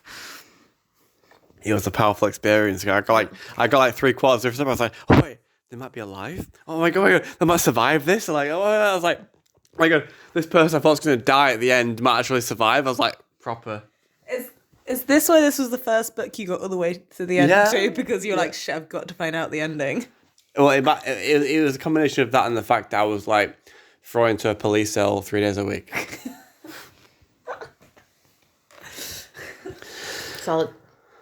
Insulate Britain, man, that was a fun time. Like, I don't think anybody in like the climate activist movement is going to be able to ever experience something like that because we had such a unique moment where because COP26 was happening and because we were trying to humiliate the government by getting into prison during COP, the government was like, nah, don't even give them bail conditions, don't give them any punishment whatsoever, just keep releasing them and let them carry on. That was not what we expected to happen. Like we thought we'd be in prison by the end of the week, and we were like, okay, we did Monday, Wednesday, Friday, and then the weekend we went clubbing because it was like we're free, we're still free, and a funny point about that actually club night is we were in the newspapers like pretty heavily at this point in Slovenia, and Were you celebrities? we were a little bit, yeah, and I went. I was like dancing. There was like this guy who was like, we were like having a vibe. You know what I mean? I said to him, "What do you think of these guys sitting on the motorways and around M25?" And they were like, "They're fucking wankers, aren't they? They're right twats." No. And proper slag. I was like, "Oh yeah. Well, do you know actually? See me and my friends here. We're them. Like we are the guys who sat on the M25. What do you think now?" And I went, "Oh, you guys are fucking legends, mate. You're fucking great. If I stand up for else, I was looking like, mate, you just like." Completely like comment back on what you just said like 30 seconds ago. Like, come on. Make your mind up. And it was back to my point. I was saying Insight Britain. Week 2, we did it again. Monday, Wednesday. Well, Monday blocked the road. Wednesday went to the Home Office. That's a whole other story in itself. But we just kept going. Like, and obviously we started with like 100 and odd people who were like, yeah, do 2 weeks and you go to prison for a bit and get out. And like, no, we're going to continue. And that's why our numbers dropped so rapidly. Our numbers dropped. And because it just went on for longer than we thought it was going to just carry on going, you know? Okay, but so we're on the other side of the world in Australia while this is all going on, right? And to us, it looks like your numbers are going up and up and up and up. And like we're under like this set a fire in Australia where people really wanted to like start engaging in the same sort of way because it was going so well. Like it's a thing. Why did you get that impression that the numbers were going up? Because it was continuing. Because it was continuing. I was like seen day after day, and so it was like, oh my god, they must just have so many people to be able to like jump out and do it. And like honestly, it became word of mouth. Is like, you know, like they keep getting arrested, but they keep getting out. Keep going. And, you know, they keep getting arrested and they keep getting out. But because people are seeing that, they keep joining. Like, that's what it sounded like on the outside, right? And like, we're on the other side of the planet. We're not getting, like, day-to-day actual updates. We're getting, like, hearsay, right? So the truth was, right, it was COP26, and we wanted to humiliate the British government on the world stage by having climate activists in prison. So they just did everything that they could to keep us out of prison. Like they just like they saw right through that. We're like, no, we're not going to throw. The police didn't even give us bail conditions. Imagine being arrested 10 times in a row and not even getting the slightest bail condition. It's fucking wild. It's wild. And do you know what? It was. You know, So what happened was we started with about, I think on the first day with like 90 odd people, and it slowly whittled down, but then more people joined because of the media attention. But there was only over 140 people in total who took part in Insulate Britain, and the numbers are going down and down and down, and eventually I remember we got like 65 people in Insulate Britain, and I went, hang on a minute, there's 68 people in the UK, so I realised. Every single view, do you realise, because there's 68 people in the UK, that makes you and everybody else in this movement 68 million? 68 million at the time, and there was less than 68 people in the movement, so like that mathematically makes you one in a million. Literally in the UK, literally, and I was going around telling people that, and they were just like, you know, they was a really good motivator. Yeah. But we got down to like 40 people. Like at one point, it was like there's 40 people in our entire movement, and they're not giving up. They're not stopping. We're going to keep going. You know, so fucking good, honestly. Like, there was 30... in fact, I'm not even going to talk about my current case that's going on, because then I'll have to postpone this episode. In fact, no. The episode will actually be released, like, it's going to be postponed anyway, because I've got a backlog of episodes, so I can't talk about it, because the case will be over. There was 38 people who blocked the Port of Dover. Like, that's the point in the numbers we're getting to. 38 people. Yeah. In the entire United Kingdom. But that's all you need. But outside of the United Kingdom, it looks like you're getting 38 people every day. And like most people assume, there's the same 38 people though. But most people assume it's not the same 38 people. Like it's the same, but then I don't know. While I was watching JSO videos with mini marches and stuff, there were so many people that were like, oh, you know, you guys will get the numbers, don't worry, more people will come. And I'm like, no, that was a strategy. It was a tactic, but people don't like understand necessarily. So at the same time, like, because my like scope of like what one is trying to do is to like understand strategy, and like I think that you have a different 38 people every time because you're like trying to like string it out longer. But because I don't have any actual information, that's what I assume, because I'm in the spaces that would lead me to that conclusion. That's so cool that like a movement that I was in like inspired somebody else on the other side of the world. Like that's... Oh yeah, no, like when we met today, and you look familiar, but I don't know why. And I know it's because I've seen you on the internet at some point, because I'm like one of those like keyboard warriors, and hang out on Instagram a little too much. A lot of sharing.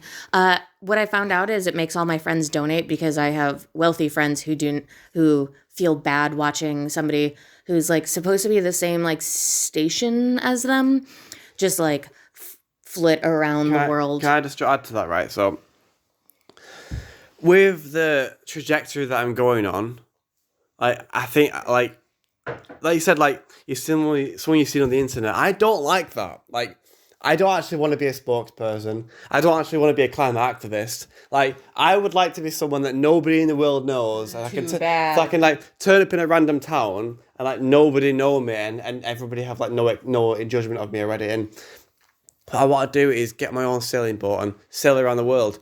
But the reason I've decided to be a spokesperson for Insulate Britain, do media stunts, get on oil tankers, is because of the climate emergency. And that has overridden what I want for my own life. And it is forcing me to go down this path. Even with the podcast, right? I would prefer, like, not to have a podcast and lead a not... Like, in terms of no climate crisis, I would not have a podcast. I would just have a quiet life. You'd have a boat. I'd have a boat. Yeah, I'd have a boat, right? And nobody would know who I was. I'd pull up in a port somewhere and nobody would know who I was. But I feel obligated. I feel obligated to try everything within my power to try and influence this world to the point where we save billions of lives. And unfortunately, for me and what I want for my own life, that involves, like, if I'm to have the most influence in saving this world, I need to become a person of influence that people listen to and people know, and almost like a climate influencer. And that's not, I'm making this point because that's not what I want to do with my life. It's what I feel like I have to do. That's the point of the podcast. That's the point of the whole shit. And like, it's something I'm doing because I feel like I have to. Yeah. I mean, there's like, there's a number of voices in this like podcast or not podcast, this like climate influencer space. And like, I feel that echoed over and over again. It's like, this isn't really something that I want to be doing. This is something that I have to be doing because there are like, everybody knows, like the majority of people know that climate change is yet. Like everybody's on board. Like it's a bad time. It's not going to go well. But most people don't have like a grip on how bad, first and foremost. But then also like because they don't have a grip on how bad, they don't understand people going to these extremes. So this is like very much humanizing people going to these extremes because we're just like boozy, good time people that would like to be, like, honestly, if I was not here, I'd be probably like a professional tabletop role-playing game dungeon master. Like that's what I would be doing because I'm a big old nerd. But since are you in like D&D and that? Oh, do you not see my D20 tattoo? Yeah. I didn't see that because I don't know what it is. But It's a 20-sided die because that's the die you use to make decisions in role-playing games typically, unless it's a different system. And we could get into that later if you want to join me on my podcast. I don't have a podcast. yeah, like how about where do people find you on your social media? It's HIREIMIKA. That's my handle on everything. If you want to find me, Mika Talley on Instagram. Cool. Do you want to share your social medias? She absolutely doesn't. I want to share the fact that it has come to my attention that it appears like we're drinking Smirnoff Ice, and I just want to clarify that it's not Smirnoff Ice. It's actually fancy vodka donated by our lovely friends Kelly and Caleb, and not Smirnoff Ice. Yeah. We got fancy vodka because two climate activists from Australia had to go to a wedding here, and then they like ended up with all the booze from the wedding, and now we ended up with the booze from the wedding. So I get to have scotch. I know I'm drinking the booze from the wedding. Community. Yeah, That's what it's all about. Mutual aid. Bring it in. Cheers to community, or whatever you want to. Cheers. We should play our game. All right, We should play the game. Oh, is it my go? Yeah. Let's see. Oh.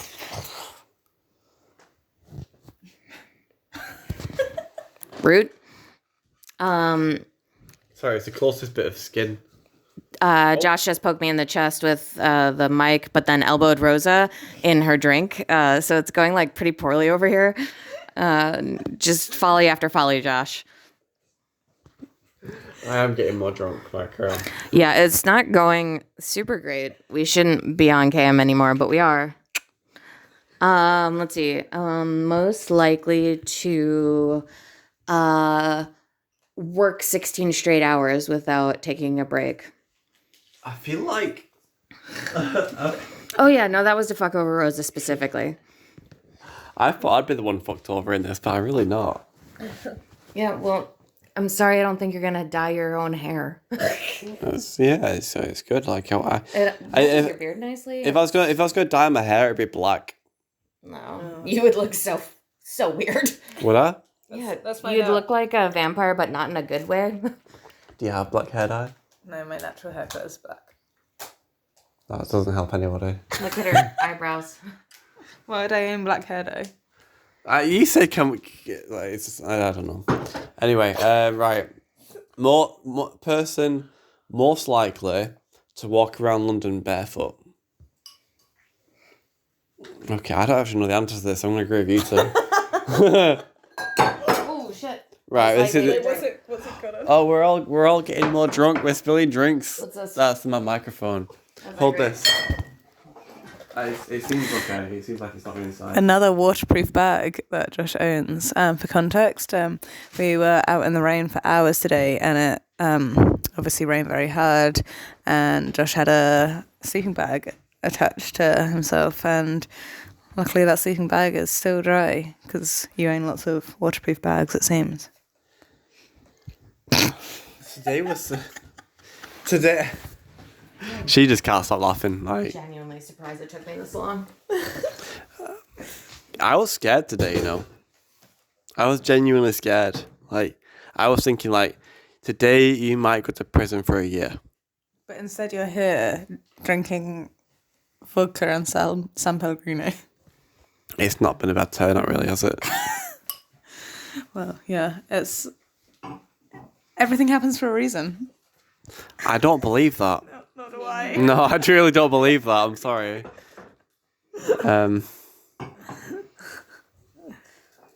Give me the reason behind the spilled San Pellegrino. Tell me a story. You're You're too drunk. Yeah, For our commitments. we're recording a podcast like 2.5 hours in, and we're all fucking wasted. Maybe that's a reason. I guess that's the reason it happened, not like the reason.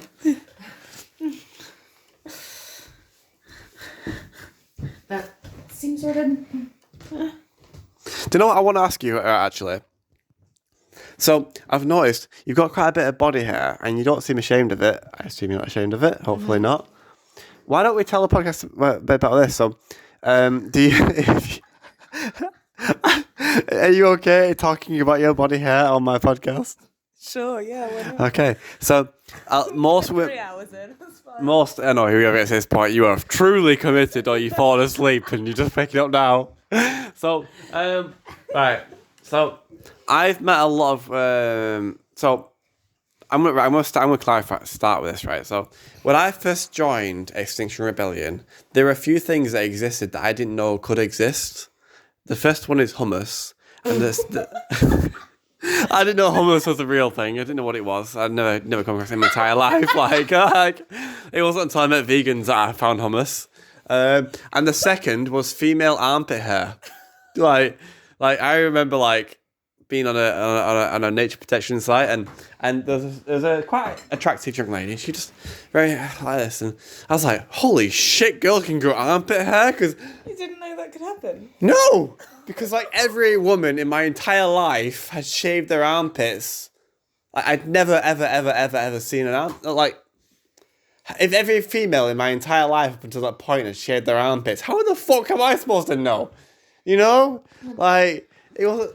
I knew girls in high school that when they wore capris, they made sure to shave from their ankle to mid calf, so that nobody would know that they had hair there, even if it was the first day of spring or something like that. There was just there's just this meticulous cultivation of that hair, and it's Oh god.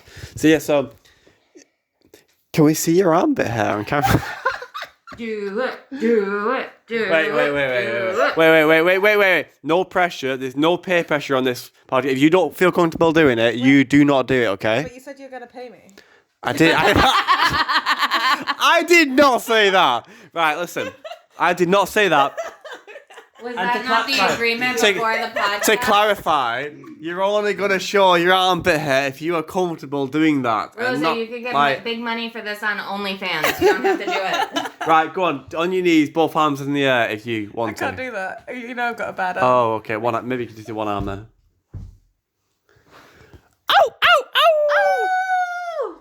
Yeah, so girls can grow armpit hair. Just by me, though. What's wrong with your arm socket? Why can't it just fix itself? I know. There's been surgeries. It's been a decade. What happened? I fell over on a school skiing trip. That's kind of shit, Yeah, and I've been on opiates ever since. That's technically heroin, you know. Yeah, I know. I mean, I've been on fentanyl for a year. Is it addictive? Well, yeah. Whenever I change meds, my body is so dependent on it. Have you seen Train Spotting? Because it is very much whenever I change my medication, I very much get those Train Spotting scenes of just the baby, sweats and shaking. the baby crawling on the ceiling and things. Yeah. Legit, it's.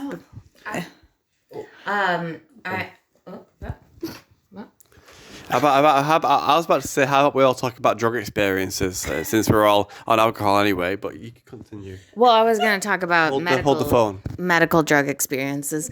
Earlier this week, they put me on new antibiotics with opioids, and I was we were just sitting at the dinner table, and I was like, I am hallucinating, and walked away swiftly. It was just I can't handle this right now. I gotta go.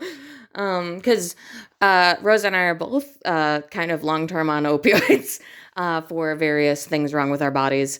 To Disability for the win. Did you know that the climate crisis is going to disproportionately affect people with disabilities, and that 20% of all people in the world have disabilities, and it is not so much of whether or not you have them, but when are you going to get them, because you'll get them later if you don't have them now.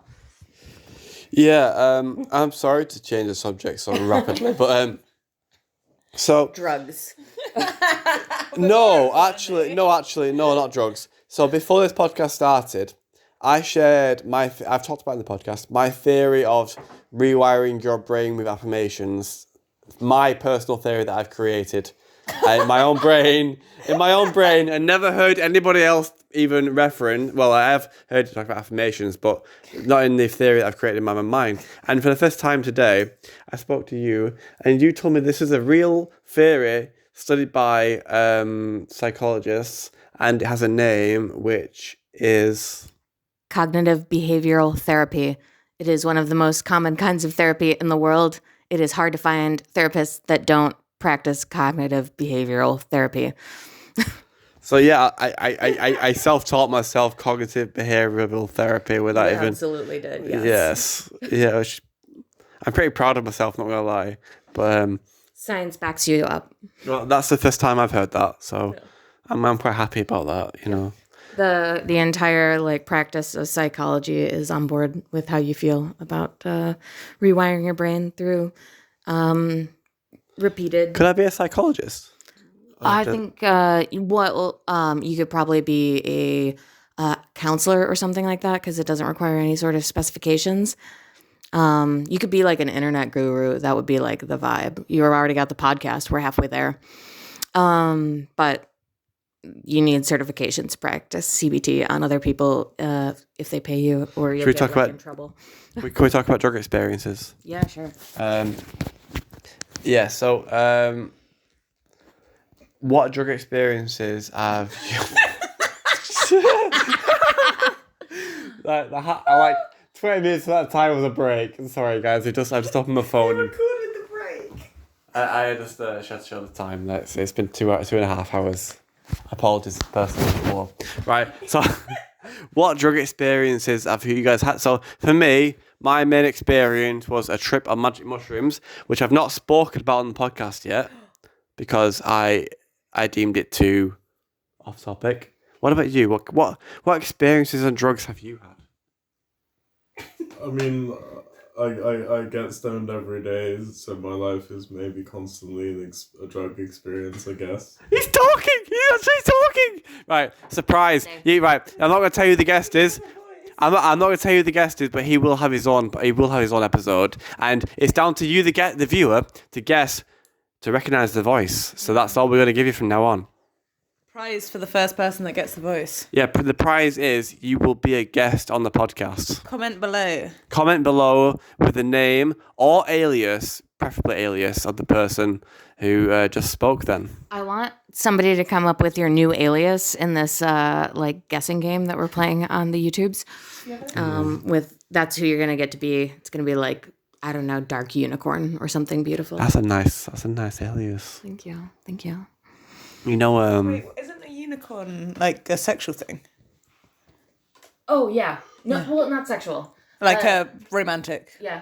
A unicorn is a bisexual. A unicorn is a bisexual woman that wants to be in a relationship with a couple, but does not want to have any feelings for them and only pleasure them sexually. That's the definition of a unicorn. It's not great, and unicorn hunters are the worst.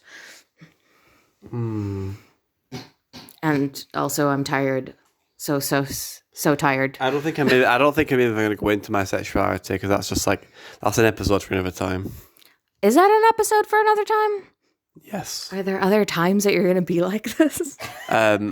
Possibly, but I mean, yeah. I would happily talk about that subject with both of you with that camera, but as far as it goes, yeah. Sounds real gay. Anyway. Oh God. Right. Oh. Weren't we playing a drinking game? Wasn't it your turn? I'm pretty sure I've been drinking pretty rapidly, without. Oh, I spilled most of mine on the table, so I need y'all to get down to my level of not much booze. How about, have you got more booze? I mean, there's more booze. Go and get more booze. We'll wait here for you. We'll just have a chat. Oh, but we have to go. We have work tomorrow. Oh, yeah. Well, it is only like, it's not even midnight yet. But when is work tomorrow? I don't have to be there till 11, but I've got to be on good form. Oh, I don't think I have to be there till 12, but I have to be in great form because I'm the chief de-escalator. And we've gotten a bunch of people write in to our Eventbrite to say that they're going to counter-protest our banquet, which is literally just like us eating food, talking about like what we did and didn't do, I can't wait for this. and listening to like some jams. I'm gonna directly before the banquet starts, I'm gonna be podcasting with Alex from Black Lives Matter, and as soon as the banquet ends, I'm gonna be podcasting with Larch. Yes. You're not invited to the podcast. Sorry, Who isn't? you're not. I'm not invited to the podcast. Oh yeah, JSO has a podcast, and you know They do not. they do not. No, they do. Of course, I know they don't, No, because they they told me that they don't like the idea of long form conversation, because obviously you can get off on a tangent. There's Miss Tangent here, and on a subject that doesn't even fucking relate to the Justified. Like the amount of shit that we talked about tonight, like the Daily Mail journalists are gonna have a fucking field day with this. I'm gonna have to sit through this for hours and go over. I've got to watch this entire thing back and pick out all the shit points that are just stupid, so this is Activism Uncensored gets pissed. Well, it seems like activists get pissed uncensored. Yeah, listen to that, Daily Mail. If you want to hear uncovered truths, just buy us a drink or 10. I think there was a podcast God. attempt by somebody in JSO. No, that's a real life podcaster who's very cool. Oh, is it? Well, is it really? Yeah. Wait, fucking cancelled. Yeah. Fucking cancelled. If you don't know Right. fucking cancelled, then you should absolutely Right. listen to it. It's really cool. Will you read this out loud? Oh my god. Are you want to read this out loud? No, Rosa should do it. Right. Fucking Cancelled is a podcast with 3 aims. First, we analyse and critique a phenomenon on the left that we called the Nexus, a synthesis of identitarianism. Wow, I'm drunk. Social media and cancel culture. Second, we offer emotional, spiritual, and ethical insights into the process of rejecting and exiting the Nexus. Third, we move toward a different vision for the left grounded in solidarity, freedom, and responsibility. Am I continuing? Yeah, keep going. We are leftists who spend many years inside the Nexus. I don't know what that is. We have been too afraid to criticize it and have sufficient consequences. I don't know. This is so like abstract. Yeah, like, that's why I'm having trouble listening to it. My fucking podcast, which says we are the people fighting against the government and the 1% who run everything. End of. That is it. You know, this is very like in summary, like it's like some it's very valid, important critique of like cancel culture and stuff like that by very sick. Okay. Yeah, oh no, when you're done. Go. I've been having trouble starting it because it's not very sound and like well produced actually, which I was surprised about. But also just because like podcasts are typically, not right now, but typically how I escape the climate crisis. So I'm not like trying to get that into it.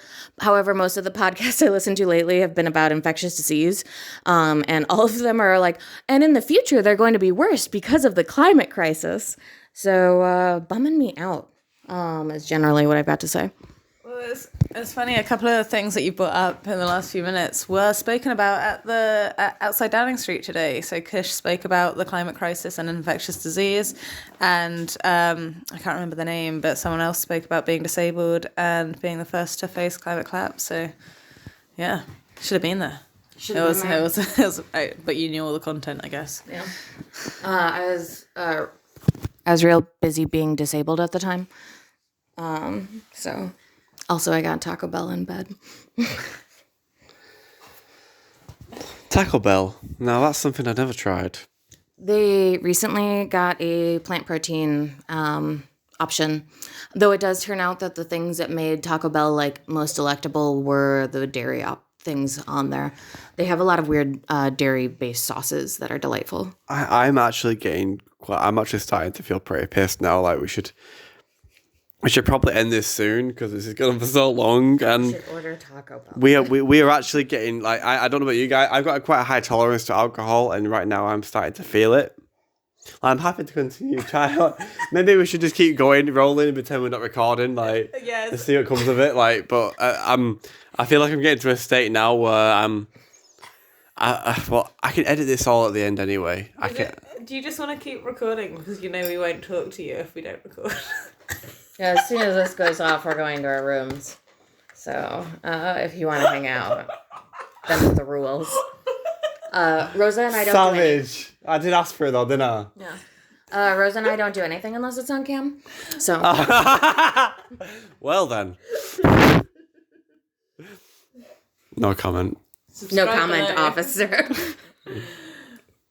So what would you say to anybody who's watched from the beginning to this point into the podcast? Go on. Let's see what you got to say.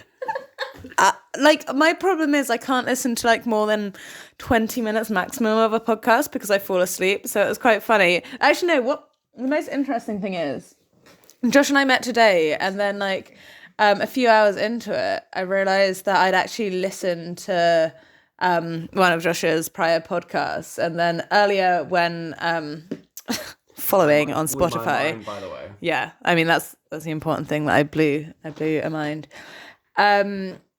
But yeah, when I scrolled through, when I went back to the Spotify account to go and follow or whatever, scrolled through and I've listened to so many, but about like 15 minutes long because that's about how long I can listen to a podcast before I fall asleep. So I've listened to like the first 15 minutes of literally every single podcast, but then I refuse to like go and re-listen to something if I've already started it. I'm like, no, I've fallen asleep. It's good to know I have that effect on you. So yeah, I'm really struggling to stay awake. How are you feeling right now? Are you struggling to stay awake right now? Yeah. It's really difficult. Yeah. I'm glad you're paying me so much. Fuck off! I'm not paying you shit. I'm broke out of my ass. Like, I can't afford to pay for shit. Like, did you see? I only bought 2 beers today at the pubs. Like, I bought 1 pint at one place and 1 pint at the next place, and that was it. I was got done. 1 at the next place. I was done. I bought 1 pint and I was done. Like, that's like London prices. I thought someone bought you the first one. Well, I bought a second one at the first pint. In fact, no, I didn't actually. Someone bought me the first pint, and then I bought my own. I bought 1 pint today. I only bought 1 pint, and now I'm drinking free vodka that's come from Kelly Kelly and Caleb's wedding that they went to. The whole room smells like smoked tofu. The whole room smells like smoked tofu. There is a 4th activist sat in the corner of his room, staring at us like quite. He's holding a knife as well. Did you see he's quite. He's You see like, him edge in the door with the knife held aloft, like he's cringing right now, and he's staring at us like. He's giggling because he thinks it's pretty funny, but he's still holding the knife. Like nothing's changed. this is exactly how I thought I was gonna die. I am so pleased it's on camera. Like, so pleased that we're on camera, but he's not. Like, but Yeah. I think if we make him laugh hard enough, he'd be on the audio definitely. I think I don't know if we can. I don't think we can stop the podcast because then we'll get murdered once there's no Yes. proof.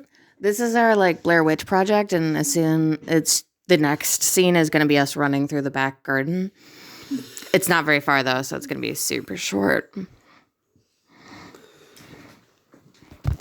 Okay, most likely to break a bail condition.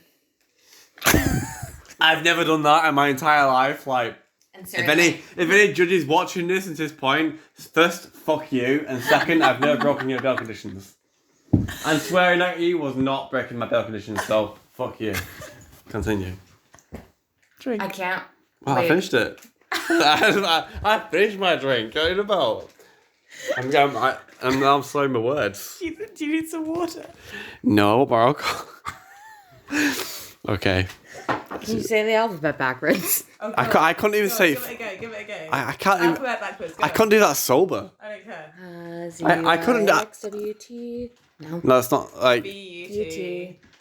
Let's guys, let's not do that right now because I'm sure you could do that, but I don't think it'd make a very interesting podcasting material. Like, let's say that if I also that backwards wrong, okay. I'd rather not listen to that. Thanks. Like, personally, if that was me, that'd be the point that I'd tune out. Like, right, these guys have taken it too far. Yeah, but they're definitely going to listen to you telling us not to do the alphabet backwards. Well, why the fuck do you think I'm doing that? Because it's like I'm telling you now, like that is not an interesting thing to do. We would have been done by now. No, I don't think. I really don't think you would have. To be honest, I think. No, probably not. No. I think you'd be debating over which letters came next. No. Guys, I also apologise for the state of this episode. I'm going to apologise to the viewers. This has been the longest episode I've ever recorded, and if you've persevered to this point, you must either I don't even know what to say. Thank you, genuinely thank you. In fact, this is a personal message to only the people who have sat through this so long. I am now speaking directly to you, okay? Because if you sat through this for so long, you either it's either an accident, which point you're gonna turn it off, or you've genuinely done this. If you have genuinely sat through this podcast for so long, first of all, thank you, and second of all, help me share this podcast. Share it with your friends and family. Pester people. Get them to subscribe. I love this one. She fucking laughs so much. She's just giggling all the way through. We're going to continue getting pissed and recording until, probably my equipment fails me. And my co-host is going to be like, what the fuck were you doing, Josh? He likes to watch everything all the way through before he uploads it. It's he's going to sit through it and be like, Josh. We've had to come to agreement. I'll upload shit without watching it all the way through on my own. I just have to remember. I remember what I talked about during each episode, so I can go back and edit things out and change things around. But a lot of episodes I want to watch all the way through before I upload them. But this is going to be one of them. This is definitely going to be one of them. In fact, that is so irresponsible. Okay, if I should do that. I don't think this is one episode that I think I should watch all the way through before I upload it because this is going to be fucked. Yeah, but there's going to be some points where I cannot There were some things that Phoebe said. Actually, I can't talk on the podcast now, but were if they'd taken a few second clip out of that podcast, it would have devastated Just the Poils and movement, and it was because of my fucking eagle eye that I stepped in and no, we're not having that answer to that question. So I'm gonna go pee. Do you want to hold the microphone? So if the important thing that I'm hearing is, if this podcast doesn't fulfill you, it's because Josh has edited out the really exciting, good, and juicy bits. So from the bottom of my heart, I apologise for Josh's poor editing, because Mika and I were actually both so funny and great guests. And very articulate. Yeah. There was no weird dead air space, not even once. We were just so much fun, and sometimes Josh just can't deal with that, I guess. And if that's the case, then that's why it's being edited out. So if you found yourself bored during this, that's because there was some great times that Josh just couldn't face up to the fact that we were so great. Yeah. I mean, if he hadn't cut them out, then there would have been a whole backlash on YouTube about how we should start our own channel, the Mika and Rosa channel. I feel like we could probably get a better name. Mm-hmm. We'll workshop it. You'll be there. Don't worry, guys. Yeah, unfortunately, we're just paused. Holding. I really hope Josh doesn't edit out the bit where he confesses to blowing up Parliament that one time. But we'll see. It was a real Guy Fawkes affair. It was pretty good. Anyway, back to blowing up Parliament. That is something that wouldn't actually achieve that much, for one, because Parliament is a building. I feel like we could alright, here's what I think that we should do. Instead of blowing up a building... I feel like you should edit this out before you start talking.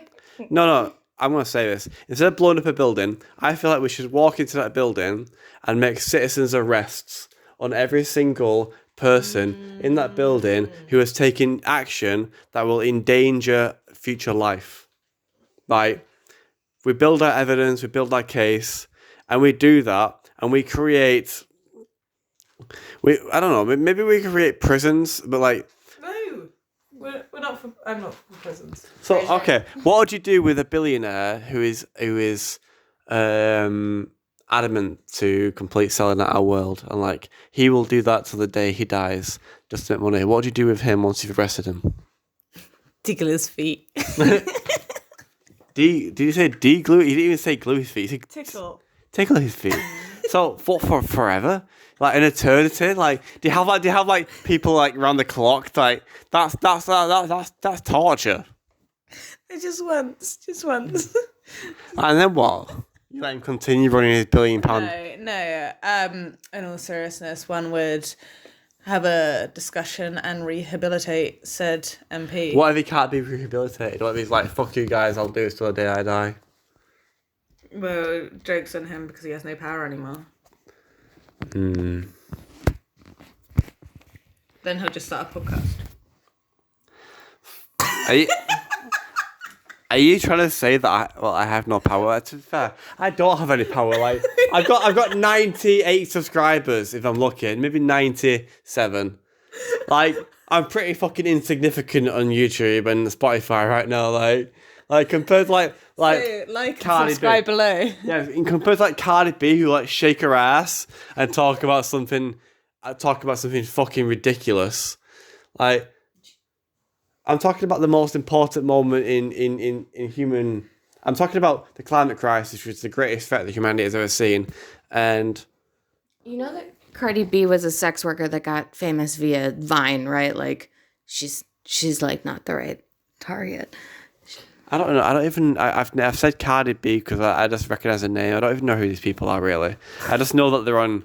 I just know that there's like names that exist in the pop world. That's as far as my knowledge goes. I think she's crazy famous and rich now, but she's a woman, right? So that's as much as I know. Yeah. She's a woman who is a sex worker that got popular on Vine, and that's how she gained like internet fame and eventually became like the rapper that we all know, because she had Vine fame. It was lit. But yeah, one of her first ones to go viral was "Hoes Never Get Cold." You should Google that. Yeah, we're not endorsing becoming a sex worker. Why not? No, totally not. You know what? I'm probably going to avoid that subject altogether. Like, it's probably What's wrong with sex work? Yeah, I'm sorry. What? Can we You probably don't want to talk about it. All right, we can talk about it if you want. Like sex work. I mean, most women who go into sex work don't feel like they don't have a choice. A lot of women are human trafficked from other countries to be sex workers in richer countries. Like Those aren't people that are sex workers. Those are Human trafficked. people that have been human trafficked. It's just it's a difference of terms, and like a difference of like what we're talking about versus what you're talking about. Because my friends who are sex workers definitely chose it, and they chose it for a lot of reasons that like are definitely at the end of the day capitalism. But all the things we choose are at the end of the day capitalism for work. So I've got a friend a very close friend of mine, which I will not absolutely name I will not name this podcast, even hint at it. But they were a sex worker, and they made a lot of money. I mean, it was a female, quite an attractive female, and she probably could. I mean, if someone could pay me like £500-600 to have sex, like that, like I'd probably be a sex worker, to be honest. Like, yeah. I'm a guy, so I don't get those kind of offers. But be a very flash sex worker if you're getting £600. Is the reason you're saying that you're not condoning sex work on this podcast because you're jealous? No, I just sounds like you're jealous. I just felt like it was a rabbit hole that I didn't want to delve into, but we've delved into it now, so I guess we can continue down this rabbit hole. This will be one of the edits. I have so many things to say about sex work. I used to sell my bras on the internet for $100 each, mostly because I had to replace them because they get out of get out of whack when you have boobs like this. And as it turns out, people will buy your old, gross used bras. That is and disgusting. I know, right? And they were weird dudes. But they did buy all my books for university. So thanks, weird dudes on the internet. I got fresh, nice bras and new books. It was a time to be alive. I wonder where those bras are now. You know, I wish I could fuck for a job, you know. Well, you do. You fuck the system, baby. I wish I could snap like that. Yeah, like, what the fuck? When I was 10 years old, I saw one of the boys in year 6 do this. And so I practiced every day for about 3 months until I could finally do this. Oh, stop it. And it's got me to where I am today. So That's why Commitment. Rose is my boss. what you have to do is put your middle finger and your thumb together, let your index finger go floppy. Stop it, please. No. That's disgusting. You can leave my house whenever you want. Well, I am staying. I can't actually because I have nowhere to go. So I guess I'm stuck here. Oh, stop! Please stop. I was like, oh, so cringy. I can't handle it. Do it. It really makes me uncomfortable. I snap with these fingers, so I can't make what you're doing work, and it makes me sad. No, you don't snap anything. You just literally you don't go like that at all. He's slapping, I think. I'm not going to do it because you said you don't like it. So I can't. Yeah, it makes me cringe, to be honest. It really does. We'll practice later. Rose and I are housemates. We've got time. Doesn't have to be your problem.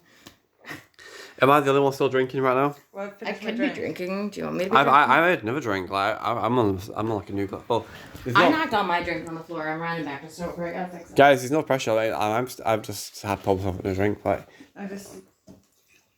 done some white wine. Something like white wine. No, thank you. Are you feeling a bit too? Okay, well, I can't go red wine to vodka to white wine. Yeah. You be smashed, right? That'd be so silly. Oh, What silliness we do. We might block the M25 or something. Should we go there now? Oh my God. Remember when Daisy got real faced and laid down on the street in the middle of Sydney during Pride? No. Oh my God. It was a day where we were allegedly maybe flyering at the one where we did the Mardi Gras, the Be Gay Do Crime flyers. And it was great. But it was when Daisy and Carmen and Andy all showed up later, totally off their faces. And then we left and we went to Serge's, and when they got there later, were you still there? Daisy had almost been arrested like 3 times because she kept laying down in roads around Sydney. And like, it was just because she was like faced and nobody could tell her anything. It's like, that's what drunk climate activists do. Just lay down in the road. I am a drunk climate activist right now. Shall we go to the M25? What? What? To be continued. I would go to prison. That is a pretty good car, actually. Yeah, that would be so good. I'll upload this for you. The person in the corner can upload it all. Let's do it. I could probably upload it. Next, we're all going. Oh, am I going? Yeah. Oh, I mean, British prison is better than American, just like life. Freedom. Yeah, American freedom kind of blows. In case anybody was wondering, I am free to starve to death. Oh, Karen. Sorry, I'm getting rather wasted right now. Like, Yeah, no, I was very free to not have healthcare. I was free. It's one of the things that people talk about all the time is that it's really cheap to live in America, but it's because we have so much garbage. When I moved to Australia, the food's so much more expensive in Australia than America, but none of it's rotting. And some of it's rotting when I go to grocery stores because I go to poor people grocery stores and the food rots. I'm getting a bit pissed off right now because like I think like, you know, our governments are failing us on such a monumental scale. Like when the population actually realise like, oh my God, they've literally fucking done us into the point where we're all going to die and my children will die, I think the population are going to be out for blood. Yeah. Like, I really actually, like, and the governments are preparing for this. And fuck, man, like, can you imagine the population once you realise that, oh, your children are now going to starve to death and they will never have children of their own because this government, for the last 10, 15, 20 years, has been hiding the truth from you. What do you think is going to happen at that point? Like once there's a sudden click where people are like, oh shit, those people were right. They're murdering us. What do you think will happen? I feel like we got a taste of it during COVID when like our supply chain breakdown started and people were like punching each other in the mouth in the supermarket for toilet paper. Remember when that happened? Like there was people like physically fighting in the store for food and like basic necessities. Did that happen in England? We were both in Australia. Oh, I was in New Zealand. They were fighting. I don't think they were fighting in the UK, but they were definitely like. Well, British people were queuing orderly outside the front door. There was fighting in Australia and there was fighting in the US. I wasn't here. Yeah, there's fighting in Australia and there's fighting in the US. And there was orderly queuing in New Zealand, which is where I was during the pandemic. By the way, New Zealand was a pretty lit place to spend the pandemic. Should you get a chance in the future to spend your pandemics there, I suggest it. Will I get into New Zealand with a criminal record? Probably. New Zealand's pretty relaxed. How long was your sentence? Wait, when you say that, speaking... How long was your sentence for the F1? I didn't... Or was it just remand? I got remanded for the arrest, but I actually my sentence was 120 hours community service, which fucking pissed me off because I should have got a prison sentence and then immediately have it like revoked because I've already done it. The fact they give me 120 is like on top of my remand. So I got 6 months remand and 120 hours community service. New Zealand actually might be pretty forgiving about your criminal record because they give you like a space to like explain everything on all visa forms, and they're actually accepting refugees for climate reasons already in New Zealand. Wow. And New Zealand. Woo! Yeah, New Zealand's lit. There was one person from the U.S. I think it was actually a couple from the U.S. that applied for refugee status in New Zealand because the place that they were living was so polluted that they weren't able to like comfortably live there. So they, and especially by New Zealand standards of pollution, which are much, much higher than the U.S.'s like threshold for what is unlivable. It was wild to live there and just see like such pristine, beautiful space preserved so well. New Zealand's a beautiful place. It's where I want to spend the apocalypse. I'll see you there. Where do you want to spend the apocalypse? That is a very good question. Well, my answer is definitely out at sea on the boat, but I'm going to need a community to return back to eventually. Does it mean and New I would Zealand? like a community of several hundred people, maybe like 200 or 300 people. With it, we all grow our community and our children together. Like, I like that idea. Like, recently I found out I was going to be a dad, and then I found out I wasn't due to a lost pregnancy. What? It was a lost pregnancy, and yeah. You gotta wait a little longer before you make a joke. I've not even told you guys about stuff. So okay, I'm just gonna. Well, I don't think anyone's gonna watch at this point, but I'll just begin. I'll just say it as it is. So in the last month, right? So first of all, I found out that my partner was pregnant with my child. Second of all, I found out that my second partner, because I was polyamorous, had died. And then third of all, well, this is like 2 weeks later, I found out that my partner with the baby had lost a child due to ectopic pregnancy, and then she broke up with me. And that's been my month. I'm okay. Can I give you a hug? You can if you want, but I'm just. Yeah, I don't know. Yeah.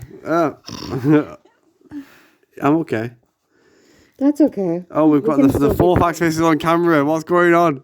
It's just butts, though. I'm gonna cut this. I'm gonna cut this out. This bit, just Just for your ass. just the video, what the audio can say. But no, genuinely, like, I do believe, like, I obviously, like, the shit, right? I'm not gonna deny that, but